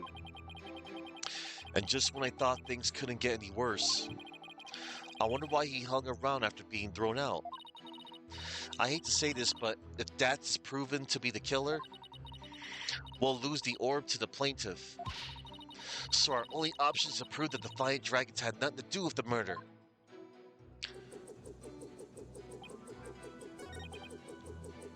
I didn't have eyes on the ground, as I'd already mounted my siege defense, but... Hold it!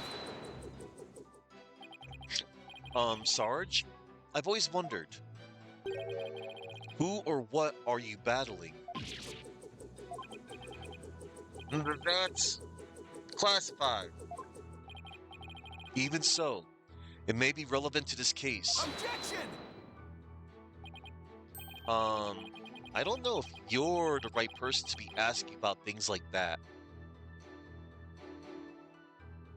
Oh, really? Phoenix, Mr. Wright? That's right. Such matters need to be handled with a certain delicacy. Oh, haha. I guess curiosity got the better of me. You're all talk and no action, soldier. Out on the battlefield, it ain't the number of pretty words in your repertoire, but the number of bullets in your gun belt that counts. Easy for you to say. You're the one with all of them. Would the witness please tell this court what he saw and heard that night?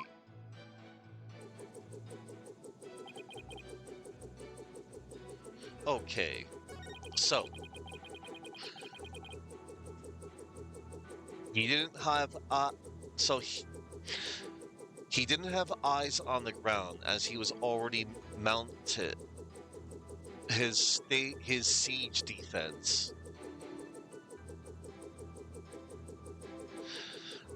We shall present the drone itself. A helicopter drone operated by the doctor's kid, equipped with a camera and a microphone. Objection! Sarge, are you hiding something from me? How dare you question your superior officer like that? You want to get in on this stroganoff action with Pig Boy over there, soldier? Sorry, but I'm afraid lawyers are missile-proof. What? Would the defense care to explain? It's simple, Your Honor. Just as he is able to see what is happening in court right now. Sarge was able to see what was happening in the study then. With his cherished drone, of course. Ah, now that you mention it. And to think, the answer was right before our eyes this whole time. Sarge, you were perfectly capable of patrolling the study that night. So you must have seen something. Ah, I'm hit. What is the strange new weaponry you use against me? Aw, it's leaking oil. Courtroom warriors don't use guns or missiles, because evidence is our weapon of choice. And the evidence has exposed your bald-faced lie. My truth bomb, Sarge, has stripped your defense bare. Truth bomb? No! Mayday, mayday, I'm going down!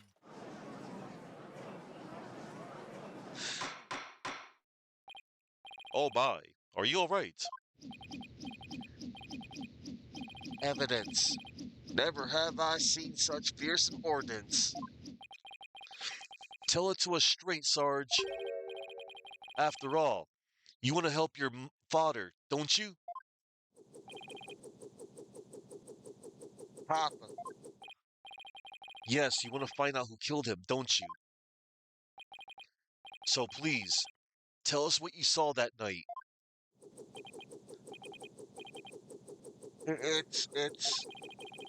It's not what you think. I didn't see anything. I swear. You sure?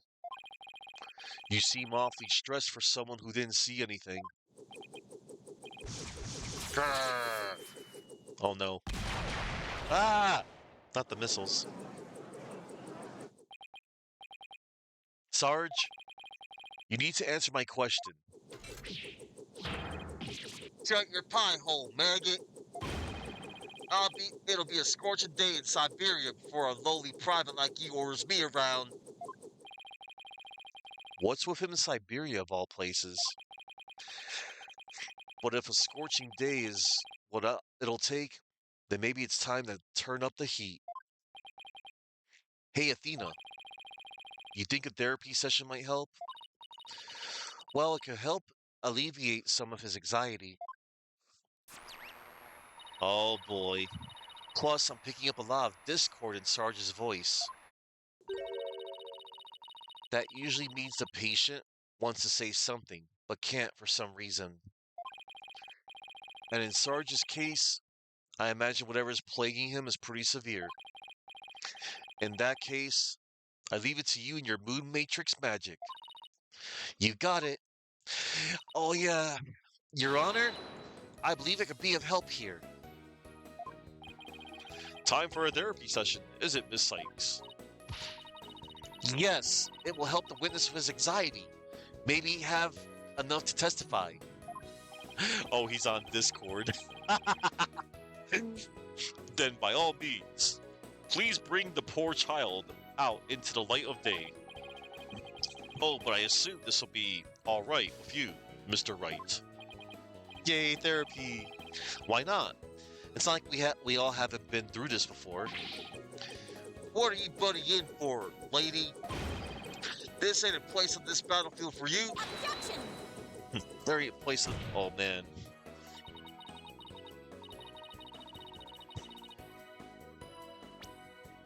I beg to differ. There ain't a place on this battlefield for you. Objection. I beg to differ, Sarge. This G.I. Jane's always ready for a fight in the courtroom. G.I. Jane. And wait until you see what I've got in my arsenal. Analytical psychology. Yes, Grotto. So here's what's happening in a nutshell. So,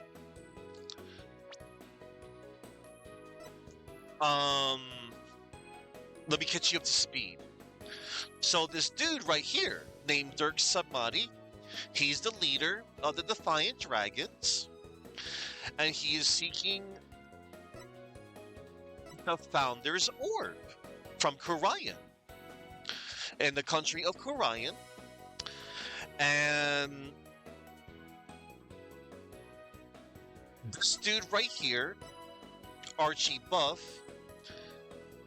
who sadly is the murder, he's a victim at the moment. I mean, he's the archaeologist that was researching the Founder's Orb, and he has an agreement right here. He was going to agree to hand over the Founder's Orb to the Defiant Dragons if no harm will come to him. However, this guy right here, by the name of Paul Attition Wimperson, he is claiming that the Founder's Orb is his family's heirloom. The crystal orb of Ami Faye. This is a civil suit right now, but turns out this civil suit, there was a murder we forgot to, bring up. I mean, it just came up. Because, yeah, like, when we were looking for the orb, we found this poor dude right here. Check this out. It appeared to have been an accident. It seems he may have fallen off of the ladder onto the floor and maybe had a bad fall. But it turns out, according to the autopsy report, right here, it appears he was struck with the corner of some object, and the time of death was between 10 p.m. to 11 p.m. So he might have been struck by something. It seems that the fall did not kill him. So anyway, this dude is taking, so this dude right here, Paul Attition, is battling this dude right here, Dirk Sunmani over the founder's orb. And this guy right here, Paul Atishan, is the plaintiff. And he hired Phoenix Wright as the plaintiff attorney. And Phoenix is going along with it. There's a reason for all this, though. You know, there's always a freaking reason for everything. Like, damn it. Yeah, dude, I'm facing off against Phoenix Wright. I'm in the role of Apollo Justice, and I'm facing off against Phoenix Wright. It's mentor, it's student versus mentor thing. Yes, I know the names. And yeah, I already, I already have a lot of ire and frustrations with dealing with this punk. I do not like this guy. Rightfully so. He's a freaking politician. I know. Regular Obby phase orb. Objection. That's ridiculous. This is like playing a Metal Gear Solid and having to fight against Solid Snake. Yeah. Yeah, Mario. I was like I made some other analogies too. It's like this is like facing off against like Michael Jordan in basketball, Mike Tyson in boxing, Tiger Woods in golf, Ken Griffey Jr. in baseball. He's up to bat.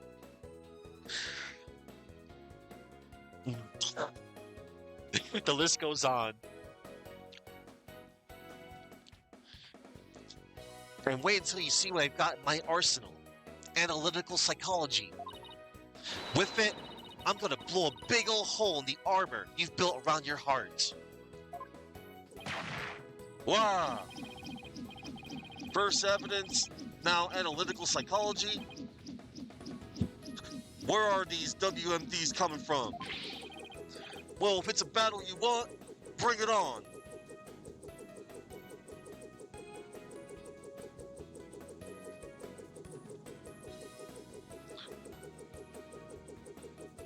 Weapons of mass destruction.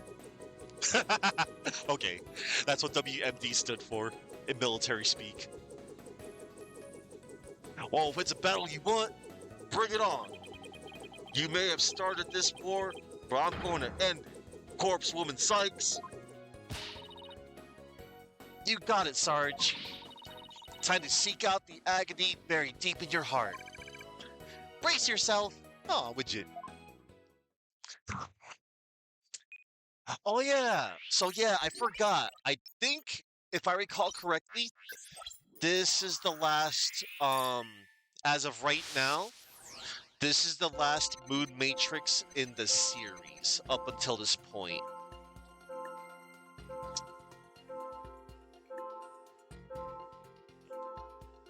I stayed in my room with my drone that evening. I heard Dads and Papa arguing with each other. Dads got kicked out, but I saw him still hanging around the outside. I was in my room, so I didn't know Papa was dead until the next day. Oh no. So I'm looking for unexpected emotions and unnatural reactions, right? Right. Emotions and reactions that don't fit the content of his testimony. When you find one, make sure you point it out to me. Also, remember not to view his emotional reactions in isolation. Sometimes it's important to see how they change from one statement to the next. Okay, I'll give it a try. So we have to try and find a shut-in's emotional state.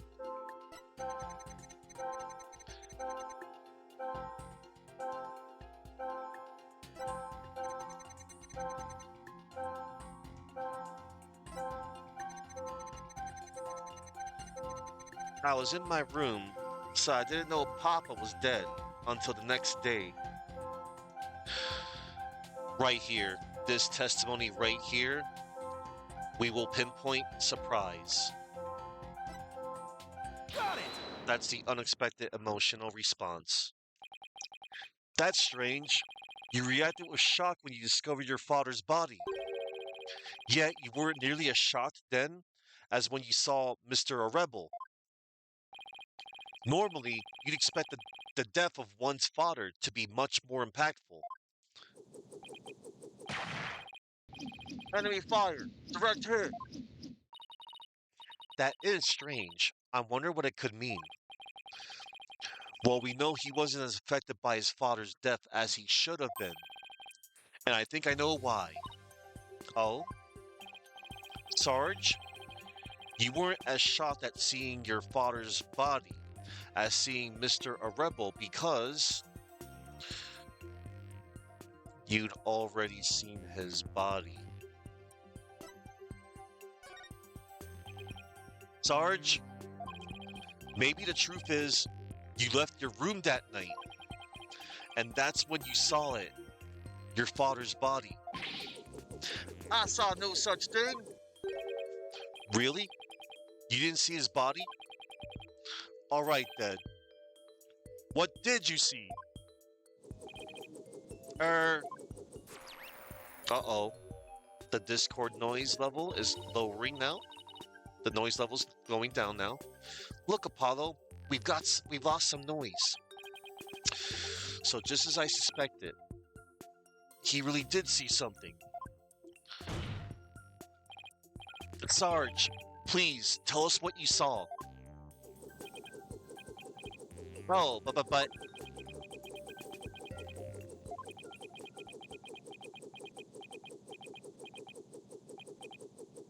I the moment I saw it, I couldn't bear it.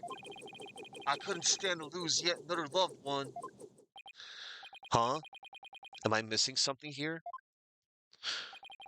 Is that why you weren't very shocked when you found out your father was dead? Because you had already sensed that he was a goner somehow? Maybe. Please, Sarge, what was it you saw on the night of your father's murder? Oh, I, I, I saw.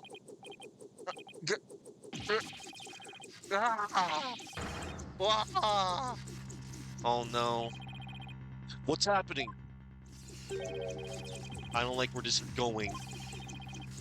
Yeah, no more, no more, please. Eek!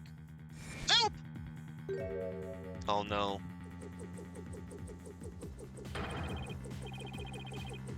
Oh no! I've confiscated your little toy. Battlefield has no place for unauthorized equipment. Give Widget back! Widget! Apollo, I can't continue the session without him. Oh no. Disrupting. Calm yourself this instant, witness. I hereby order you to submit to your therapy session. Oh, laying down the law, Judge. What in blazes?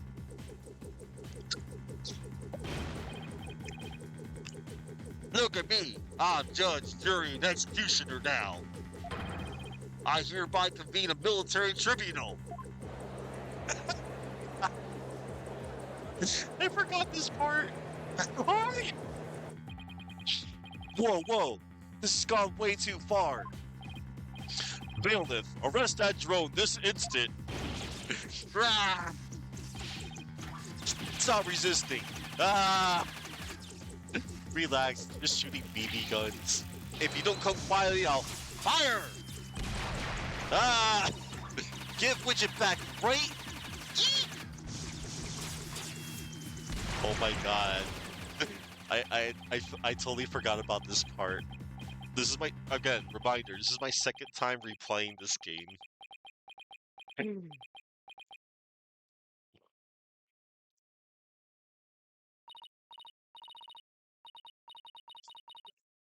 Ooh, finally got him back. Nice work. This witness is truly a handful. Oh, up, 2, 3, 4. Oh, Miss Sykes, what's the witness's current psychological state? Let's see. He's emotionally all over the map. So his out-of-control emotions are in control of him, huh? Does that mean we can calm him down? We can figure out the root cause? Yes, so let's see what we can find. Sarge, can you hear me? Oh, is that you, Woman Sykes? I'm here. Now I want you to take a few deep breaths. Just try to relax. Try it with me. Breathe in, breathe out. Breathe in, breathe out. In, out, in, out. And now, let your emotions take you where they will. Go on, just let it all out. Oh, our forces attack! That's the least relaxing breathing exercises I've ever seen. All right, we're going back to this. Oh no.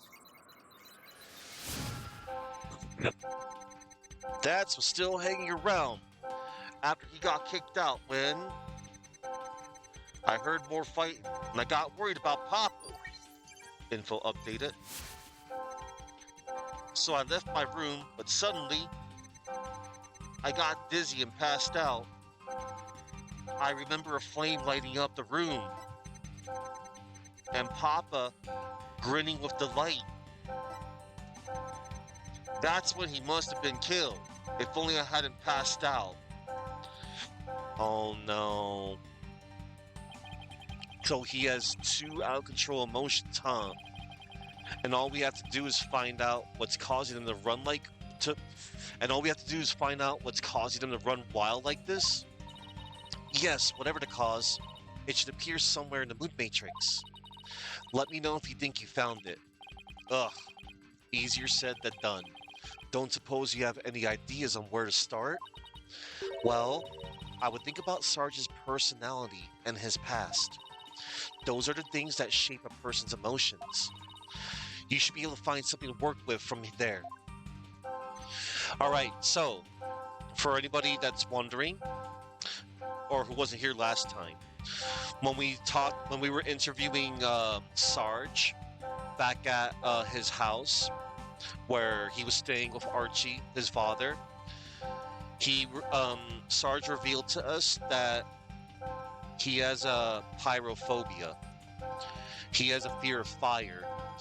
It was due to a tragic loss of his mother. It was Sarge and his mother. They were trapped in their apartment building, and Sarge's mom grabbed Sarge, dove out the window with Sarge. Sarge's mom passed out.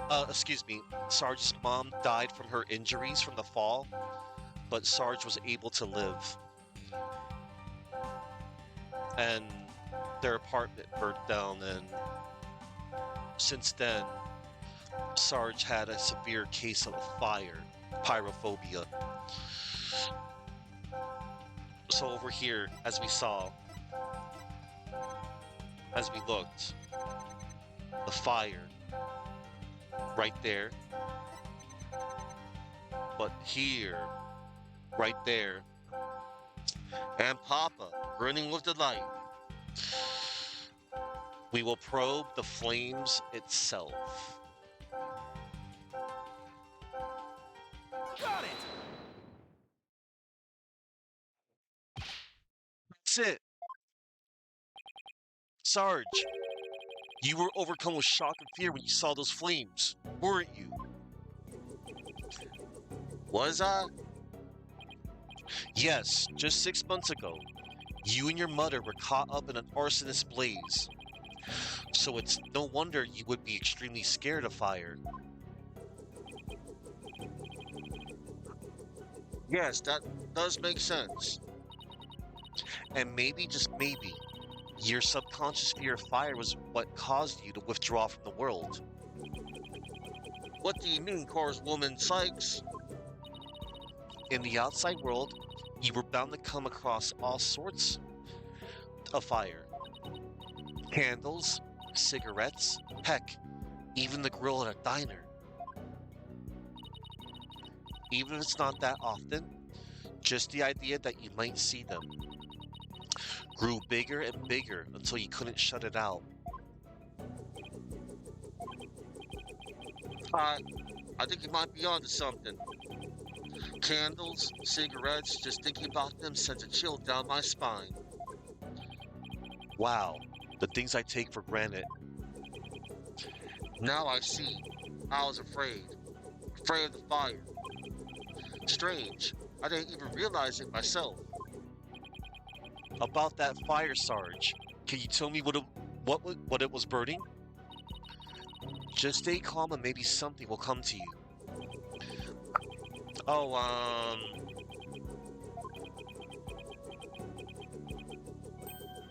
oh, I'm starting to remember. It was, it was that relic Papa was studying.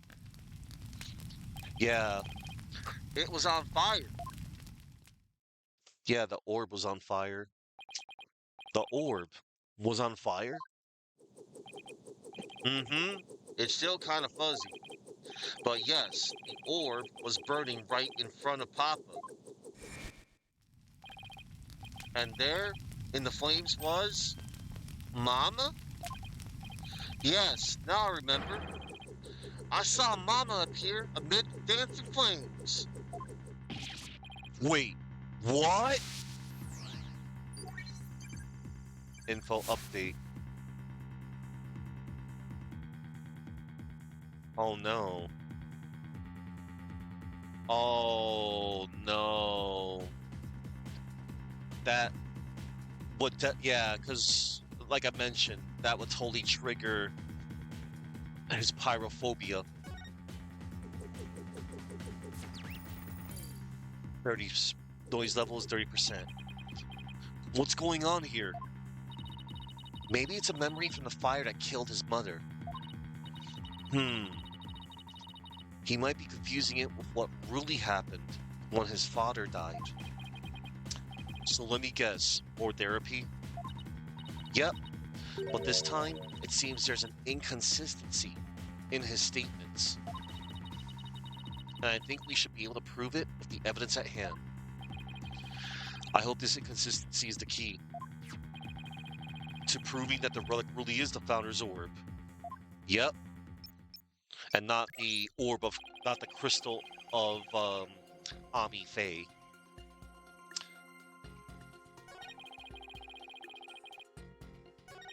That's what's still hanging around after he got kicked out when I heard more fighting and I got worried about Papa. So I left my room, but suddenly I got dizzy and passed out. I remember a flame lighting up the room and Papa grinning with delight. The relic was on fire, and I saw Mama's face. I saw Mama's face inside. That's when Papa must have been killed. If only I hadn't passed out. I believe Sarge's fear of fire is triggering a past memory. As a result, the memory of what he really saw is being suppressed. When he tries to remember, the past memory is being overlaid onto the more recent one. Wow, the mind sure is a tricky beast. So I'll just have to find an inconsistency? Right. Once you find an inconsistent statement, present the evidence that proves it. The main issue here is when the doctor was murdered. Was he really killed while Dats was there?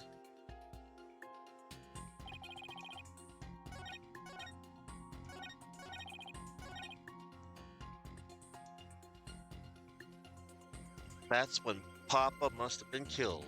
If only I hadn't passed out. Hmm.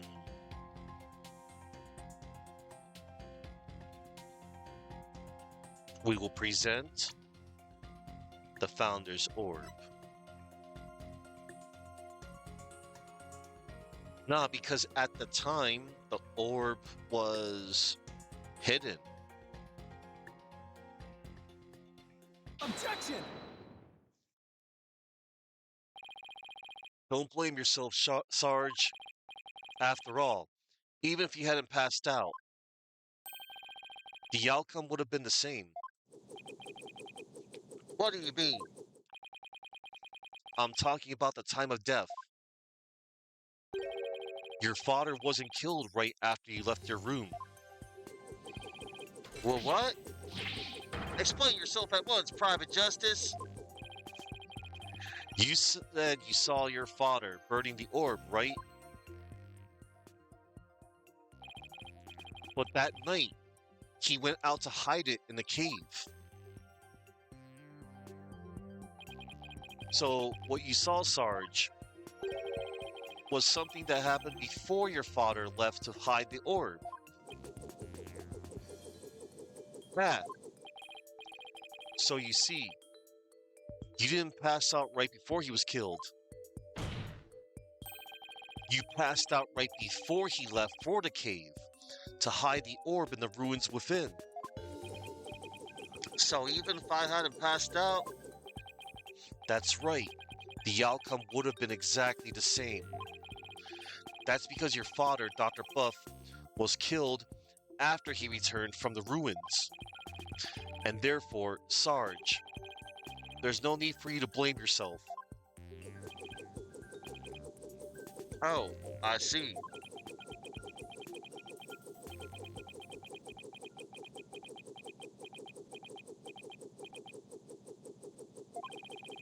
Private Justice,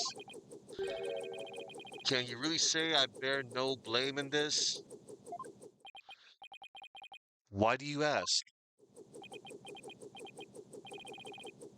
Because the truth is, if I hadn't engaged in my siege defense, Papa would still be alive.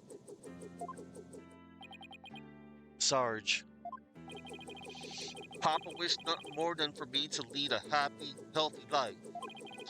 That's why he quit his job and moved us out, away from the big city. But even then, I didn't have the courage to act. I didn't have the courage to set foot into the outside world. And in the end, I failed to make Papa's wish come true.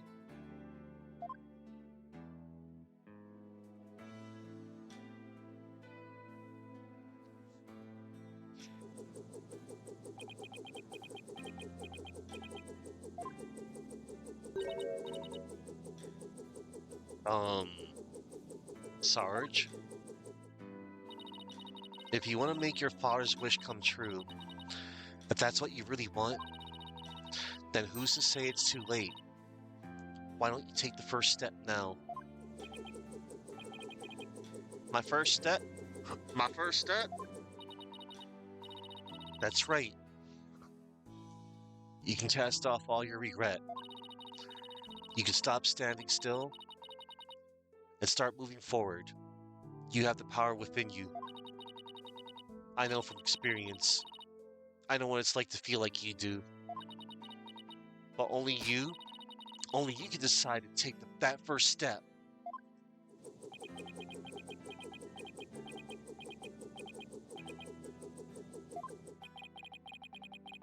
If you don't change your tactics now, Sarge, the victory you seek in the war you're waging will always lie beyond your grasp.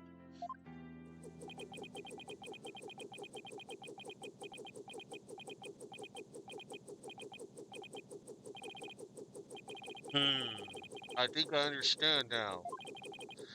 I've I've made up my mind. As of this moment, I will suspend my siege defense indefinitely. Oh. Translation, she's not gonna shut herself in no more, everybody. Yes. Sorry, I let that slip there because look, everybody, plot twist. He is a she.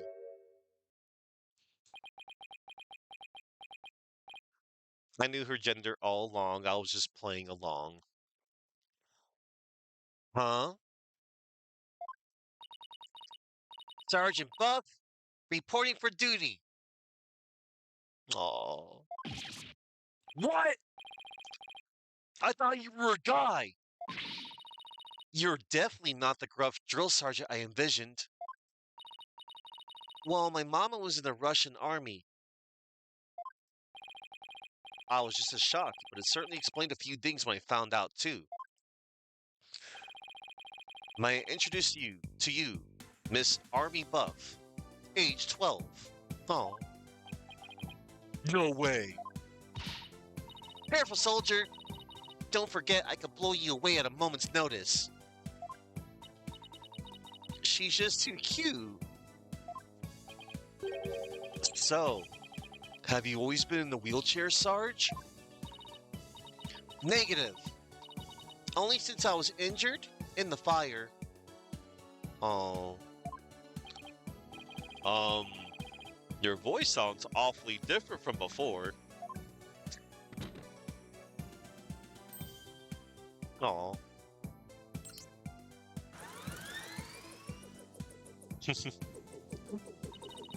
My drone features a voice modulation device. Eh? There you go, everybody. It's just one of my army's many technological marvels. Well, you fooled me. I thought some 20-something military fanatic was at the controls. There she is. She no longer has the drone profile face. The doctor's child, a self-styled sergeant. Her mother was ex-Russian military. That's wow.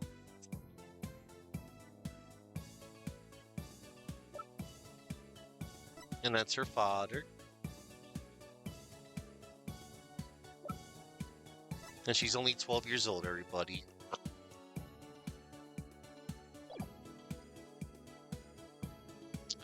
Well, you fool. And then, yeah, the voice modulator made Arby sound like a 20-year-old man.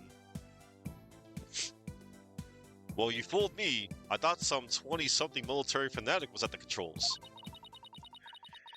If it's all the same to you, troops, I'd like to continue my testimony. Oh, I just remembered something, and it's as crisp and clear as a trumpet at roll call. As a trumpet at roll call. What did you remember? It wasn't my mother who appeared in the burning orb. It was some lady Papa had shown me a picture of a long time ago. He said it was the Holy Mother, the founder of Kurianism. It all comes back to Kurian and the Holy Mother now. She appeared right there, right in the burning orb. Huh? What did you just say? Yeah, the Holy Mother. He saw what seems to be the Holy Mother. The Holy Mother of Kurian that they've been talking about over in Kurian. The Holy Mother of Kurianism was in the burning orb? What does that even mean? I have a bad feeling about this. Oh, Phoenix right there. He has a bad feeling. He's trusting. He should trust that bad feeling. Could it be? Could this explain what Sarge means by the Holy Mother appearing in the burning orb? Yes. The research notes right here. Offer the prayers as fervent as fire. Only then shall the Holy Mother return, and she returned in the orb.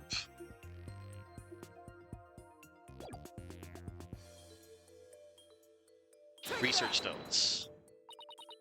Dr. Buff's research notes? What did they have to do with this? Look at this. The burning orb, the appearance of the founder. This part points to both. The third paragraph right here. What points to the woman who appeared in the orb? Right here. Take that! There's a legend about the orb involving a mysterious riddle. And this song, in turn, is said to contain the key to solving it. If the legend is true, then I believe the answer lies in this part of the song. Offer thy prayers as fervent as fire. Only then shall the Holy Mother return. Well, anyone see where I'm going with this? Prayers as fervent as fire. Ah! You're supposed to set the orb on fire? The whole stanza seems to suggest that the founder will appear if the orb is set on fire. Stanza.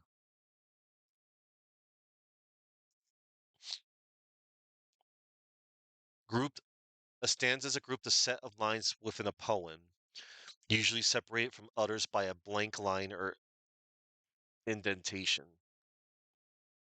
Okay, cool. Never heard of a stanza.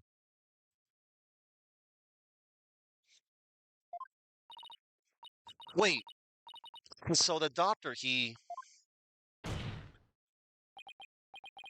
Yes, Athena. He had solved the ancient riddle of the founder's orb. Oh my. Yep.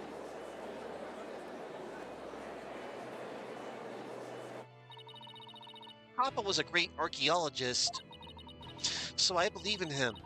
And I want to believe. I want to believe he achieved his long-time dream of solving that riddle before he died.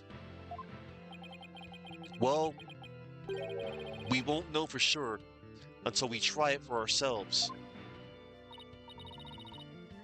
Yes, do it, Private Justice. Please. I want to see what Papa was searching for with my own eyes. Objection! The plaintiff must object to this. Objection! The plaintiff will stand down and be quiet. Oh. Apollo telling his boss to sit down. Shut up. Objection! You don't have the right to set a precious relic like that on fire. Objection! Hell yeah, he did. Oh, but I do. All I needed was Sarge's permission. Since we still don't know if this is treasure, since we still don't know if this treasure is the Founder's Orb or the Crystal of Ami Faye, any ownership rights the doctor had now belong to his daughter. Therefore, you have absolutely no right to stop us. Ugh. The shoes at the other foot. Very well, Mr. Justice. I never thought I'd be saying this, but you may burn the evidence. All right, here we go. We're doing this for science, people.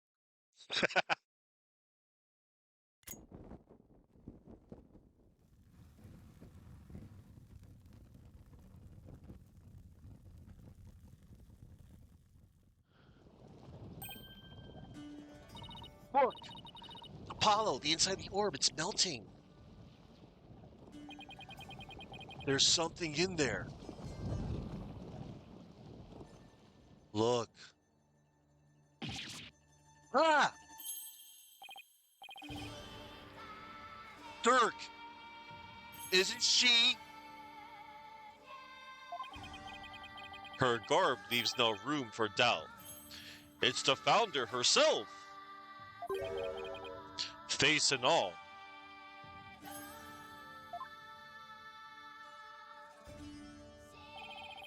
I don't understand. The greatest of taboos in Koreanism is the depiction of the Founder's face.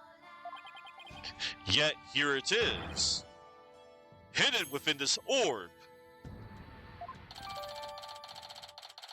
Founder's orb updated in the court record.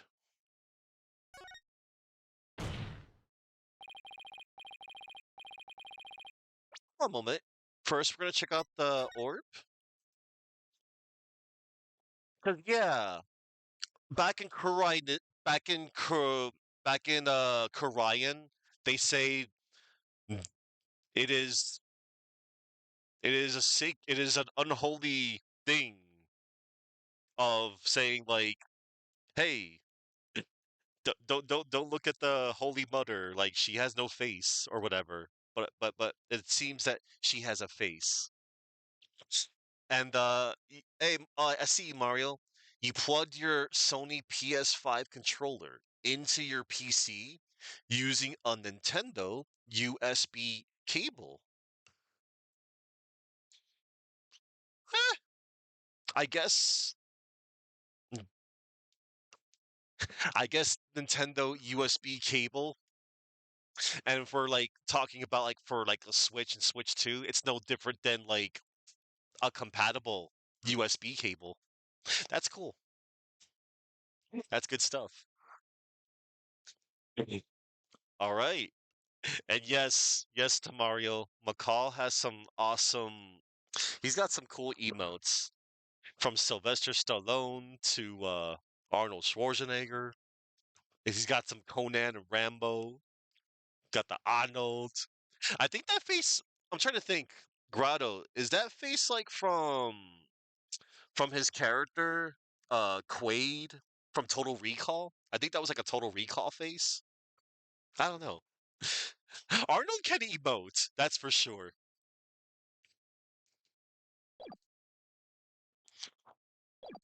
Sorry, Mr. Wright, but as you can see, the issue is crystal clear. Wait a minute. Wait, you can danger dance? Oh, I don't have access to it. Shucks. Oh, what's up? It's from Jingle All the Way? Oh, it could be from Jingle All the Way. Oh, Kindergarten Cop. Ah, okay. Yeah, because man, oh man, Kindergarten Cop, that was such a good movie too. It's been so long since I've last seen it. All right.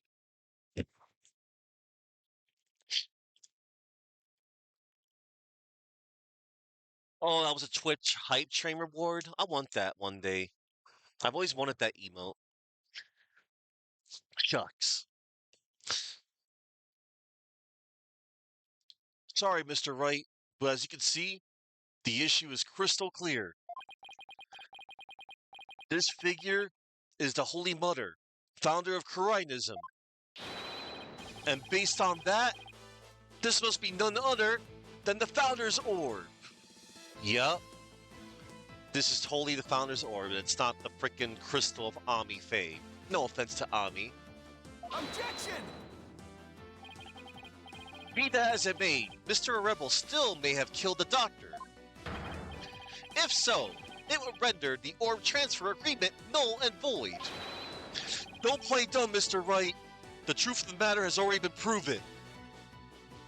Tell him, Apollo. Tell your teacher. Tell your mentor. Dr. Buff wasn't killed right after Sarge saw Mr. Rebel. It happened after the Doctor came back from hiding the orb. And you've no proof that Mr. Rebel was still around at the time. Your claim that the Defiant Dragons were behind the crime doesn't hold water. And that means the orb transfer agreement is still perfectly valid. Yeah, did you forget that detail, Phoenix? Smack him upside his barbed head.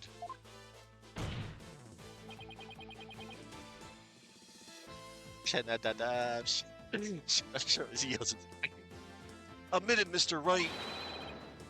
I just burned your whole case to the ground. Oh no. It's coming back to me, everybody. Burn, burn to the ground, burn, burn to the ground, burn, burn to the ground, burn to the ground. Okay. I just burned your whole case to the ground. Oh. No! Oh no, it's this guy. I won? I actually won? Mr. Wright, would you care to respawn? Respawn? I didn't think so. Wait, did we just win? Did we actually beat the Turnabout Terror? You're amazing, Apollo. Don't just stand there, Wright. Do something. Well, I don't think there's any digging out of this hole. Mr. Attition Wimperson, I think it's time for your concession speech. I have proven beyond a shadow of a doubt that this is the Founder's Orb. The facts don't lie, but you obviously do. How's that for a campaign slogan? He's gonna pull out his papers and bat them with his head. Why, you contemptuous peasant. I think this is a good time to wrap up this trial. I agree. If both parties have no further objections, I will render my verdict. No objections here, Your Honor. No. Hold it? Who says hold it? Oh, no. Hold it. You can't do this. The crystal is mine. I'll lose the election if I lose that crystal. Boo-hoo. I'm sorry, but there's really nothing more I can do. You haven't forgotten about our little chat, have you? Scumbag.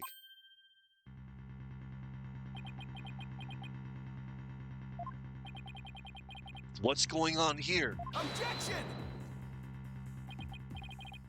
Your Honor, I object to the defense's last claim. What? I don't believe they have truly proven that the relic is indeed a Founder's Orb. You idiot. We just did. Objection!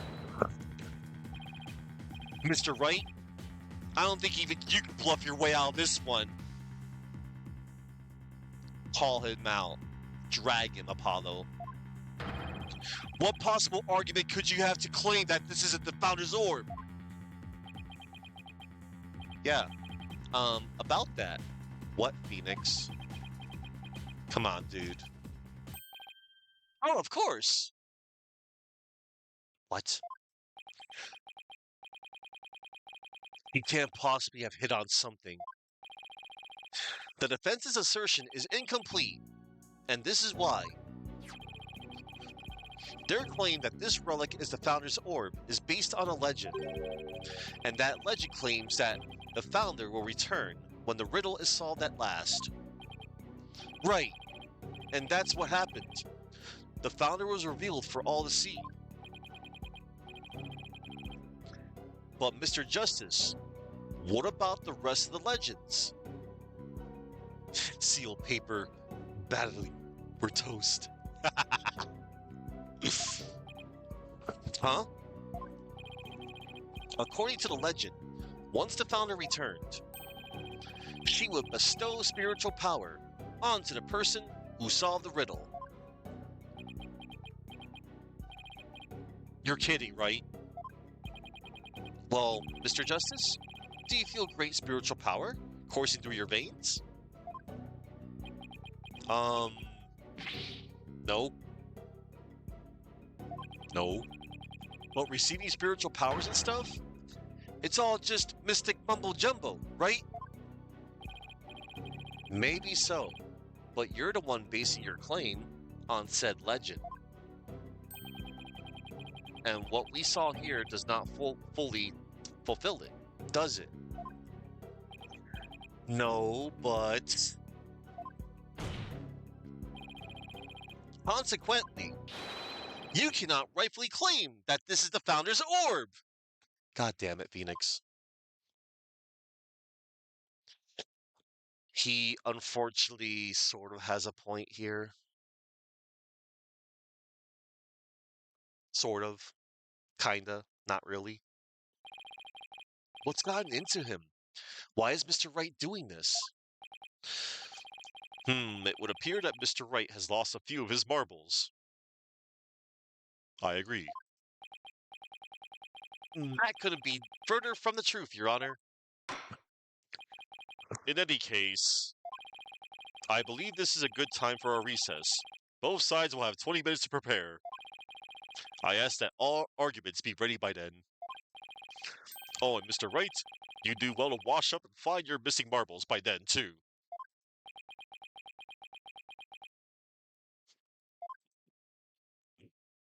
I'm gonna go on the merry-go-round, and then the slide, and then I'm gonna spend the rest of my minutes on the swing set. Maybe play in the sandbox, too. May 17th, District Court, Defendant Lobby, number 3. Again, and I can't believe today is May 17th. It's literal May 17th as of this, like, VOD, the stream, recording. But in 2 years, this case will take place in 2 years in real life. This takes place in 2028. We're in 2026. This was not planned, I swear. Mr. Wright is sure acting funny. I mean, he's famous for going out on a limb, but that last assertion was just plain crazy. It's either a bluff or a Hail Mary. Either way, it doesn't make much sense.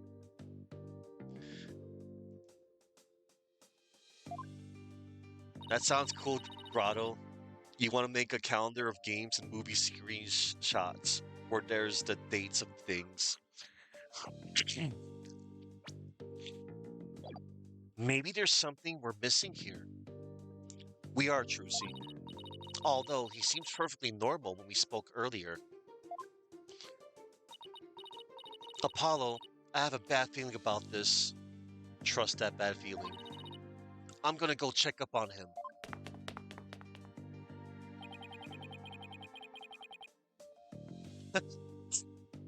What's going on with you, Mr. Wright? Hey, Private Justice. Aw. Oh, Sarge. I forgot to mention something. On the night of Papa's murder, a strange thing happened. Oh? But why are you only telling me about it now? Well, I didn't say anything before because I thought Papa's death was an accident. But now that we know otherwise, I figured it might be important. There's still more to this case? Yes.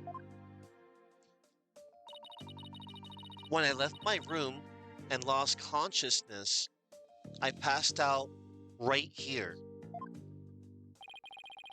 That's right above the coffee bar.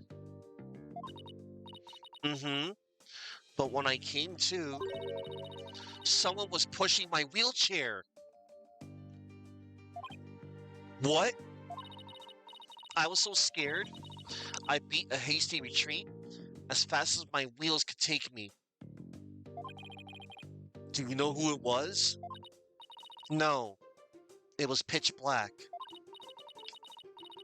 Plus, I fled to my room so fast, I didn't even have a chance to turn on the lights. Maybe it was your father. No, he would have said something to me. Besides, I'd have known if it was him. So then it could have been your father's real killer? My thoughts exactly.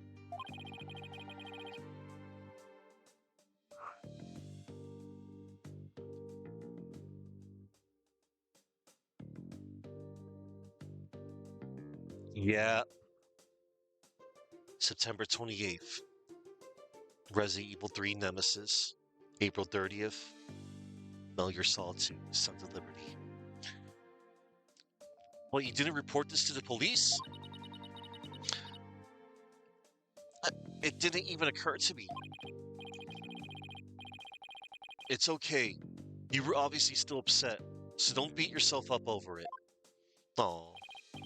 Apollo, this could be really important information. I think the act of pushing Sarge's wheelchair could be part of some bigger scheme. It's hard to see why else the killer would have done such a thing. Guess I should take her statement down as evidence. Army statement added to the court record. She'd fled to her room when she realized someone had moved her while she'd been unconscious on the second floor.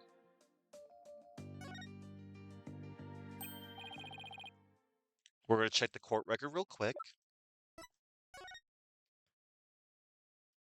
Sarge was up here. Sarge's room is over there, above the coffee bar. That's their entrance. Bookshelves are over there, and another bookshelf was over here. And that's the Dogu statue. Oh, spiral staircases are cool. Army statement. The night of the incident, Army fainted in the hallway above the coffee bar after witnessing the doctor burning the treasure.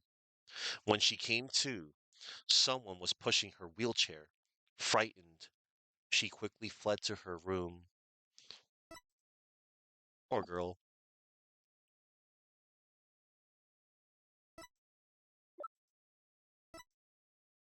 She's so cute.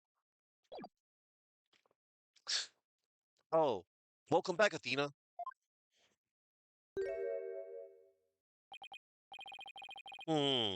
What's with the long face? How'd it go with Mr. Wright? What should I? Athena? Oops, sorry. Zoned out there for a sec. The recess is almost over, so let's go. Ha!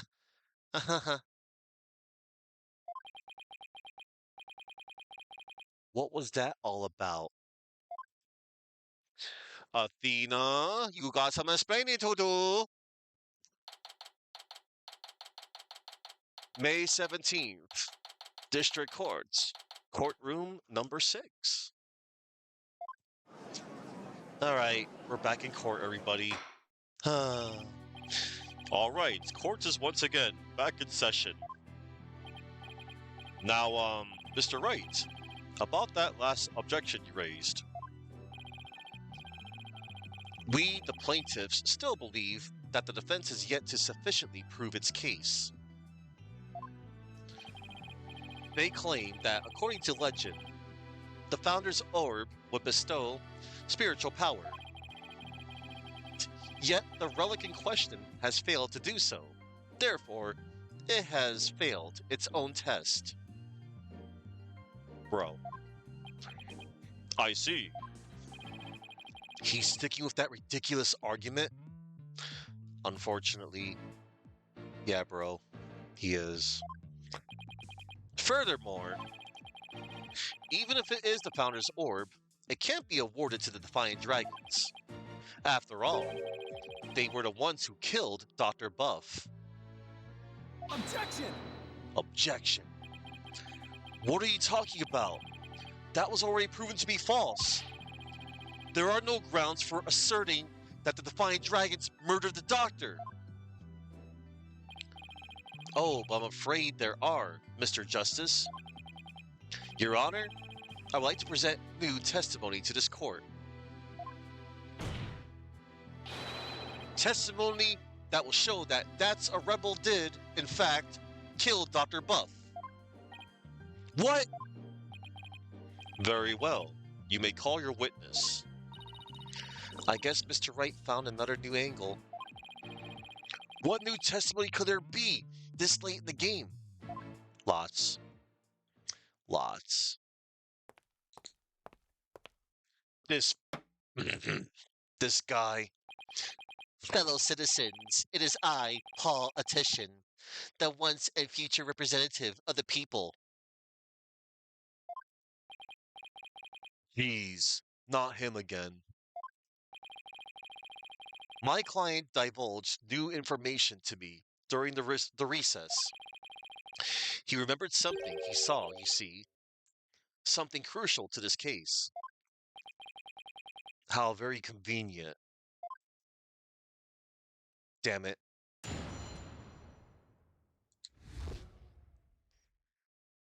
That's his crime. It was around 11 at night, and I was out on a mobile. I was out on a mobile meet and greet around the village. That's when I saw Dr. Buff being murdered from outside his study window. Mr. Arebel snuck up from behind and struck him on the head. His weapon of choice? A suitcase.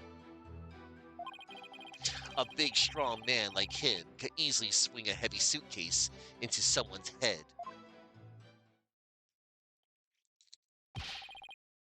You saw the murder as it happened? And you're just telling us now because? I saved the best for last. It's a tactic known to all the political greats. The murder weapon was a complete mystery, but my client's eyewitnesses account has finally brought it into the light. According to the autopsy reports, Dr. Buff was struck in the head by the corner of some object. I suppose that could very well be the corner of a suitcase. Objection! Well, eyewitness testimony isn't the same as hard evidence. Oh, I wouldn't worry about that if I were you. What's that supposed to mean? We have physical evidence too. A luminol test revealed. Uh-oh.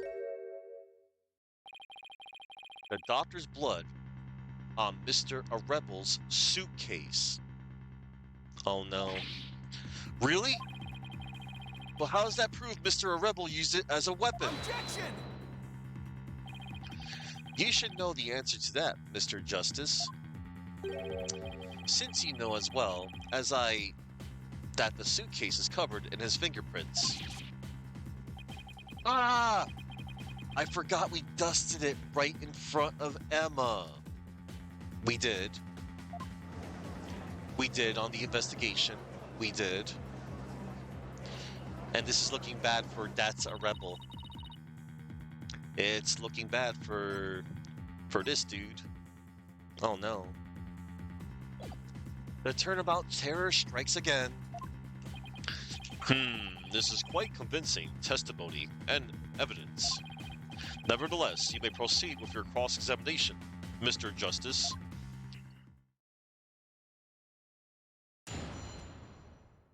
Politician. That's crime. Oh. And what do you know, everybody? This is the final. This is definitely this is the final cross-examination. It was around 11 at night, and I was out on a mobile meet and greet around the village. Hold it! You were on a so-called mobile meet and greet at 11 at night? That's right. It's the perfect time because everyone is at home. You should have seen how the villagers' eyes teared up when they heard what I had to say. Blech. With tears of frustration, no doubt. You were riding around in your palanquin? Palanquin, yeah. That's right. Some village idiot reported me to the police. I mean, I'd report you too. I've been banned from using it after dark. Good. No wonder. What with all the noise he makes? So, what exactly did you see then? That's when I saw Dr. Buff being murdered from outside his study window. Hold it! Sounds like you witnessed something rather shocking. Indeed, I didn't even believe it at first. I mean, a vicious murder in Korean? I mean, it was the first time a vicious murder happened. Remember Dr. Turner Gray, everybody?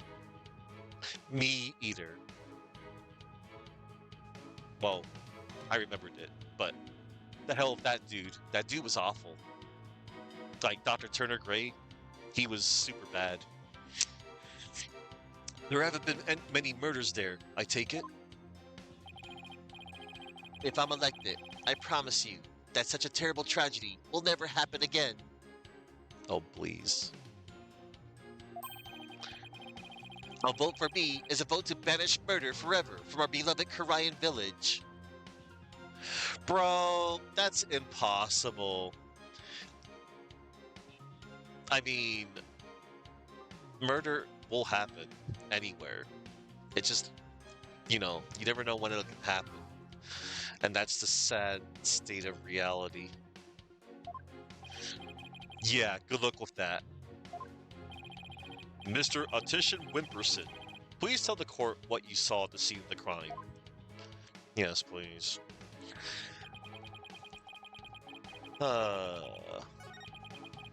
His weapon of choice, a suitcase. Hold it! Are you sure? Positive. I saw it with my own two eyes. Yet, despite your certainty, you kept quiet about it until now? No, I was waiting. I knew there would be a perfect chance to talk about it later.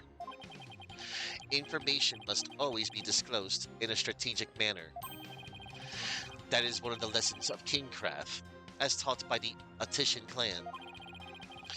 Is there a lesson by chance in the Attishan Kingcraft guidebook on being honest? No. Anyway, I saw Mr. Rebel commit that heinous crime.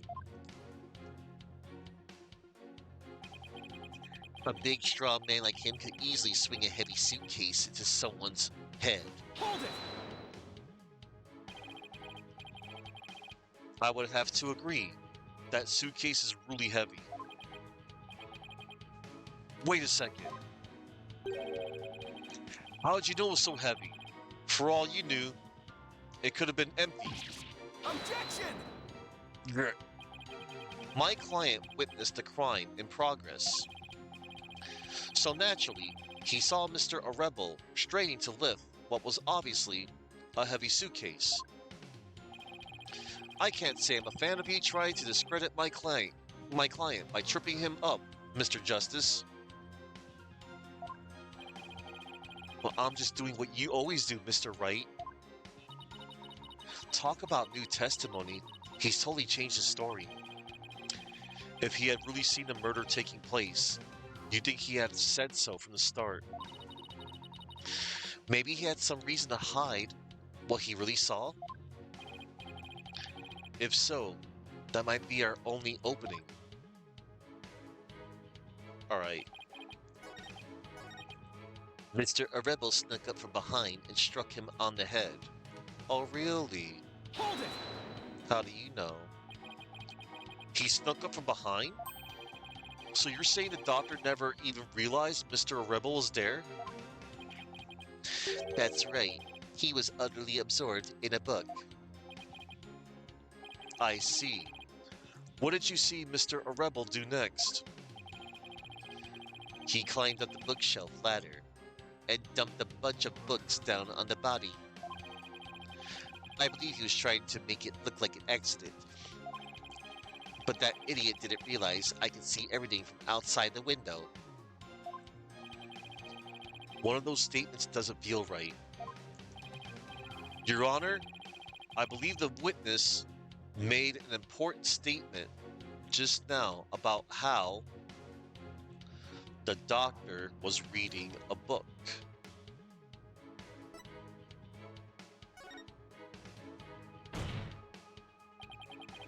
The doctor was reading a book at the time of the murder? That's vital testimony.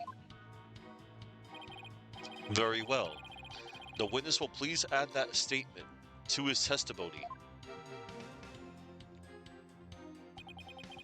The doctor was standing in front of the bookshelves, absorbed in a book. Hold it!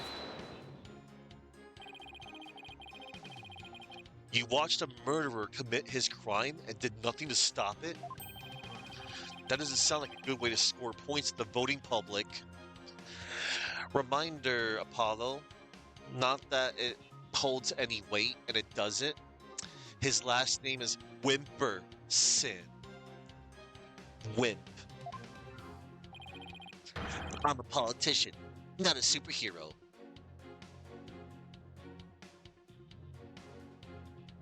And I think calling him a supervillain would be an insult to supervillains. What's worse than a supervillain? A politician. Yeah, I said it. I'm under no obligation to risk life and limb. He sure is quick to deny his obligations when there's nothing in it for him. I'm getting tired of listening to his endless campaigning and flimsy rationalizations. Me too, Apollo, me too. About your testimony, Mr. Attition Wimperson. You said Mr. Arebel struck the doctor from behind while he was absorbed in a book. Yes, that's exactly what happened.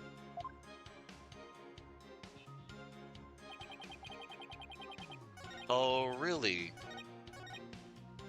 So, the doctor was standing in front of the bookshelves, absorbed in a book. Hold it! Whoops. I pulled a Deadpool. I hit the wrong button. I was supposed to present the evidence on that statement. Because that is a glaring contradiction. The doctor was standing in front of the bookshelves, absorbed in a book. So, here's the thing though, punk.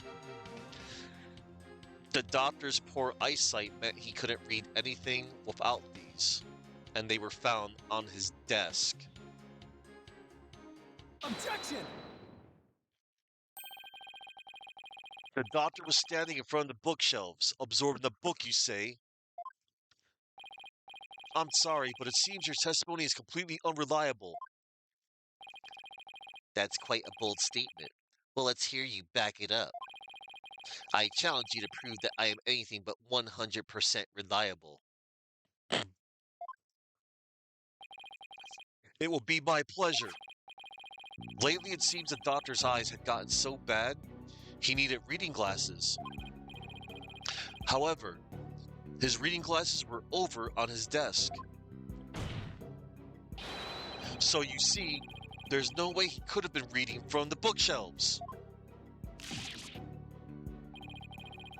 I'm sorry, Mr. Attition Wimperson, but I'm gonna have to ask you to explain this discrepancy to the voting public.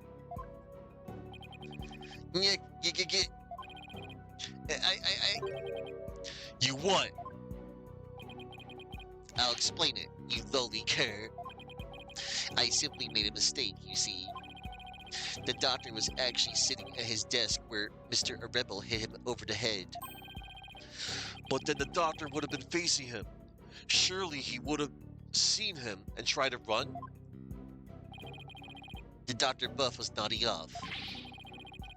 I could tell because his eyes were closed, and he wasn't moving. Sounds more like what you would do. Sounds more like what you would do.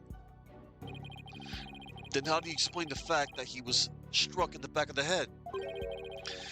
Isn't that something that should be impossible from the front of the desk? Oh, about that. He bowed his head when he nodded off. That's when he was clobbered. So that's what you saw. Well, Mr. Justice, that sounds like a perfectly reasonable explanation to me. Do you have a problem with the proposal that the doctor was struck while nodding off? Well, yeah, it's a big problem. There is a problem. A very big problem. The witness's statement doesn't hold up under the slightest bit of scrutiny. Is that so? Then will you please show this court what evidence you have to justify this? Gladly, Your Honor. This shows the problem with the witness's claim that he saw the doctor nodding off. Alright, let's see. Where's the study diagram? There it is. We will present the evidence, the diagram. Take that! A diagram of the study? Mr. Attishan Wimperson allegedly viewed the murder from here. And the doctor was allegedly nodding off here. Yup. But from his vantage point, the bookcase would have blocked the witness's line of sight. Why, yes, I believe you're right. But Objection! Oh, you broke your little placard again? the fact remains, my client knew that the suitcase was the murder weapon. The fact remains, my client knew that the suitcase was the murder weapon. But he definitely has first-hand knowledge of the crime scene. I'm afraid I have to agree with you there, Mr. Wright. But then we have to ask ourselves, from what vantage point did he see the murder? What are you insinuating, Mr. Justice? From what vantage point could Mr. Attishan Wimperson have seen the dozing doctor? Once we determine that, I believe we'll finally see the truth behind this incident. The witness saw the murder from right here. It would be within the inside of the study. Like here, I think. Hold on. Take that! You've got to be kidding. But that's... It is indeed, but everything only makes sense if the witness was there in the study. You're gonna step out? I will. Heck yeah, dude. The series is awesome. Thank you, Mario, and take care.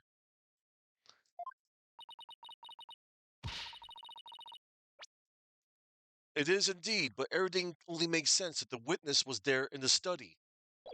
Inside the study? But that's the scene of the crime. I know. Mr. Attishan Wimperson, the man who claims to be a witness to the murder, was most certainly in that very room. Apollo, are you suggesting? Mr. Attishan Wimperson, weren't you the one who actually swung that suitcase? Objection!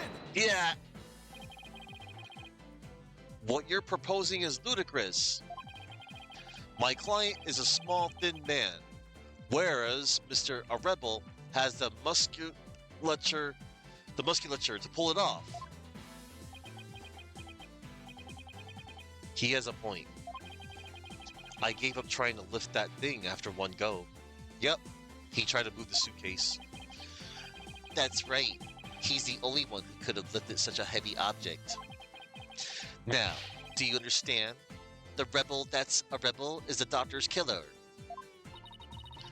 As long as the suitcase is the murder weapon, the suspicion falls entirely on that. You'll have to poke a hole in Mr. Wright's argument somehow, Apollo. Oh, I will. And with his own technique, no less. If Mr. Attishan Wimperson couldn't swing the suitcase around, we'll just have to consider another way he could have used it as a murder weapon instead. I'm gonna turn this case on its head, Mr. Wright. I'm gonna turn this case on its head, Mr. Wright, just like you taught me. You talk big, Mr. Justice, but do you have what it takes? He does. Well, this should be interesting. Mr. Attition Wimperson's testimony has been filled with one inaccuracy after another. First, he stated that Dr. Buff was in front of the bookshelves. Now he claims that the doctor was sitting at his desk. So where was the victim really when he was killed? Also, where was his killer? And how was the murder weapon really used? So the important thing here is the position of the victim and killer relative to each other. Yes, Your Honor, if they were positioned in a certain way, it would be impossible to use the suitcase as a weapon without lifting a finger. You can't mean. I would ask the court to recall the study's layout. It's quite distinctive, as you can see. Now, if Dr. Buff were sitting in a certain spot, and his killer was at a certain other spot, the suitcase would become a weapon anyone could use.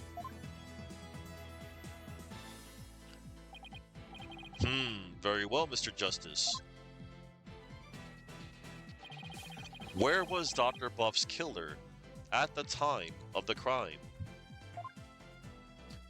Over here. Upstairs, above the coffee bar. Where was the killer during the crime? Right here. Take that! There? Oh, that's... This should wrap things up nice and pretty for you, Mr. Wright. I would ask the court to recall the study's layout. But this time, instead of thinking in 2 dimensions, let's think in 3. Only then can we clearly see the killer's method at work. Ooh, look at that. The killer didn't have to swing the suitcase.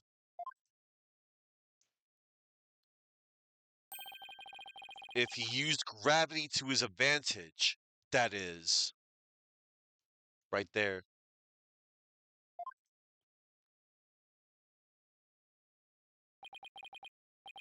That's right.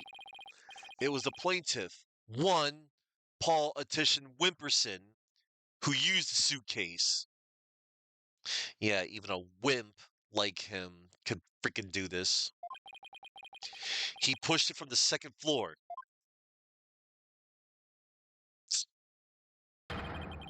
And sent it hurtling down onto Dr. Buff, who was sitting at the coffee bar.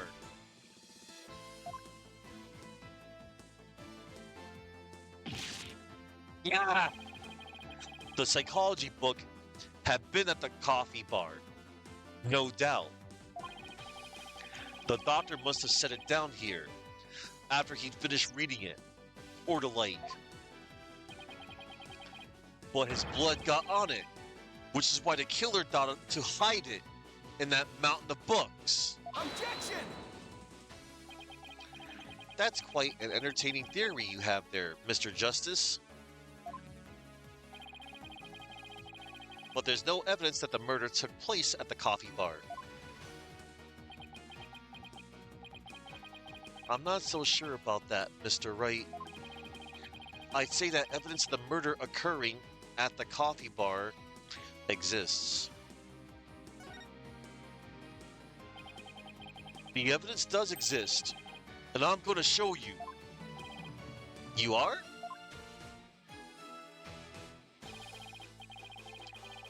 This right here is proof that the murder took place at the coffee bar. What proves the doctor died at the coffee bar? Right here. The freaking book right here with the coffee stain. Take that! This brown stain was determined to be coffee. What's more, it was still a bit damp when we saw it yesterday morning. Ah.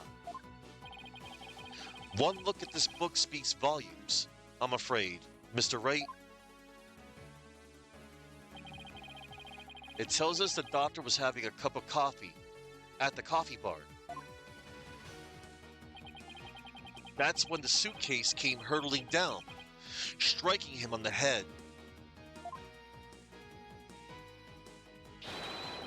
Causing both his blood and his coffee to spatter onto it. Ah! Ah! Well, Mr. Attition Wimperson? What motive could I possibly... What motive could I have possibly had to kill Dr. Buff? And there it is. That final excuse cornered killers are so fond of. Well, the doctor never returned your crystal to you, did he? Instead, he hid it in the cave ruins. Yeah. Telling him that the Defiant Dragons were a dangerous bunch was a huge blunder. All it did was make him hide the orb. Your lie came back to bite you in the end.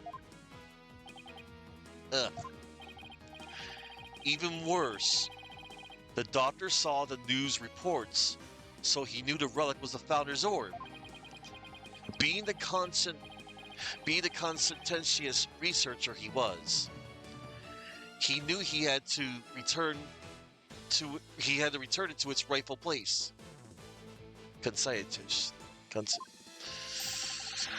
And that meant keeping it out of your hands. Yeah. You were so angry that he refused to return the relic to you. And that you killed him with your own hands. Isn't that right, Mr. Attition Wimperson? That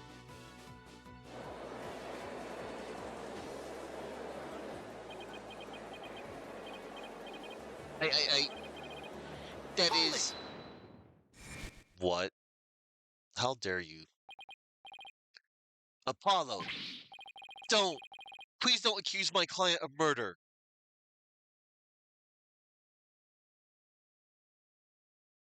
Why? Huh? What do you mean, don't accuse him? Why would you even say that, Mr. Wright? What I meant was, he's a promising politician with a bright future ahead of him.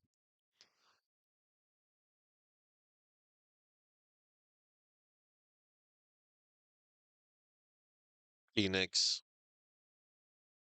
No, dude. This ain't it. It's in our nation's best interest to avoid burdening him with the taint of scandal. Bro. Say what?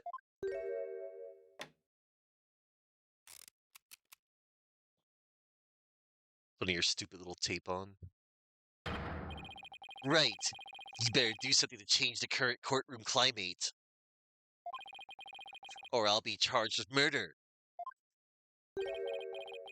And you know what will happen to her if that happens. Oh no. The cat is out of the bag from this punk. Ugh. What's he talking about? Well, I can ponder that later. For now. Mr. Wright, you can't possibly believe that Mr. A Rebel is the killer. Are you really going to send an innocent man to prison? I thought you were better than that. Ugh. Well, Mr. Wright, answer me. Er, um, oh no. Phoenix is rattled by this situation. I wonder why. I mean, politician pretty much showed signs that he had Phoenix in his back pocket to win this case. But Mr. Wright, what in the world's going on here? If you won't say anything, then Mr. Audition Whipperson, Hold it! the defense hereby accuses you of Apollo. Wait, not you too, Athena. It's just I wasn't sure whether I should say anything, but during that last recess when I went to check on Mr. Wright, I overheard something I shouldn't have.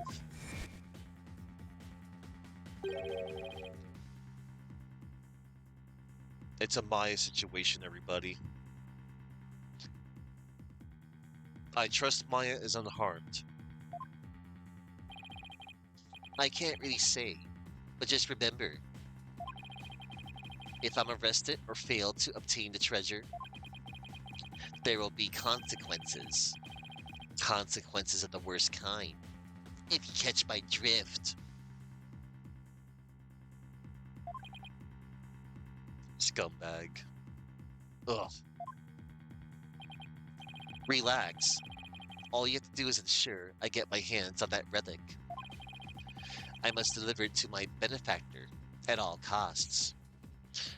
He has a benefactor. What do they want that relic for anyway? It's something to do with an old legend.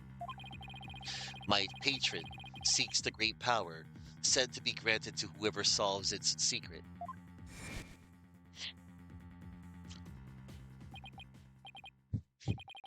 Maya? As in Maya Fey?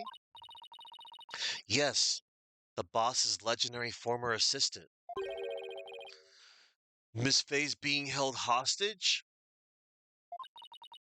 So it seems. Why didn't you tell me as soon as you heard this? Sorry, it's just Mr. Wright spotted me before I could slip away and made me promise not to tell you. He said it would make things more difficult if he found out. As if things weren't already hard enough. So that's why Mr. Wright was acting so strange. Yeah, I had no idea. This must have been excruciating for him. Yep. Phoenix was hurting. Think, Justice, there's gotta be something you can do. Mr. Justice, about that last statement of yours. I believe you were in the middle of accusing the plaintiff of murdering Dr. Buff. Would you care to continue? Ack, Huh. I'm sorry, Apollo. I'm really, really sorry. What's gotten into you two?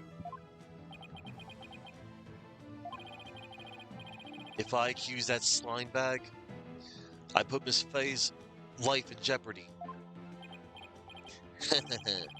It seems you finally caught on. I'm far too important to be accused of murder. After all, our nation's future rests squarely on my shoulders. Either I give up or...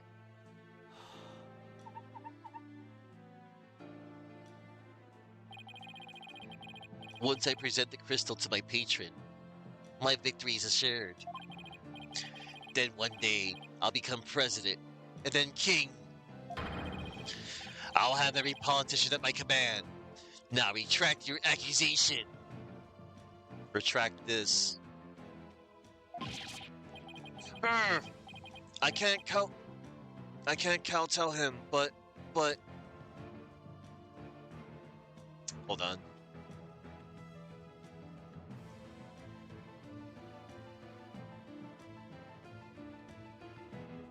Kowtow.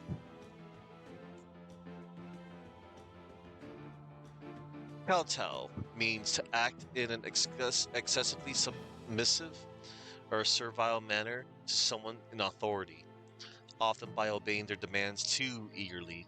Yeah, hell no.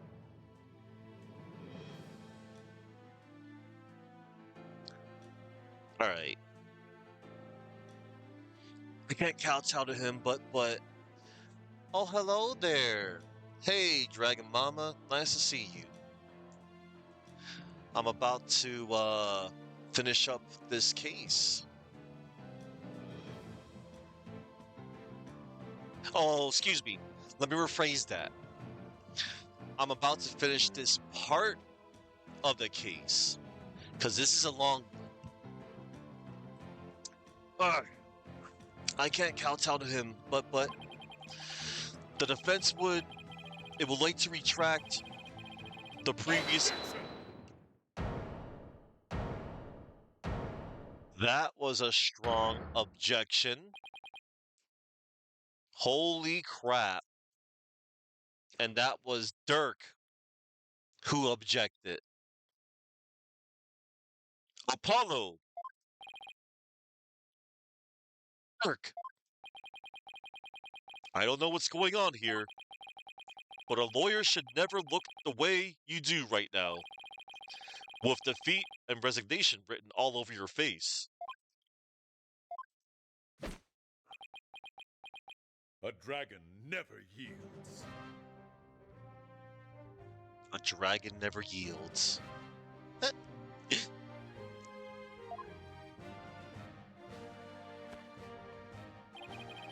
Even when wounded, a dragon bites down hard and never lets go till its dying breath.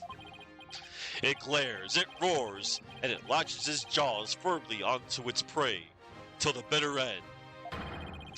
That's what lawyers do to get to the truth. Dirk, a dragon never yields. He's right. It's all over if I give up now. If Mr. Wright's hands are tied, it's up to me to do what must be done. He's saved my neck so many times. Now, it's my turn to save his.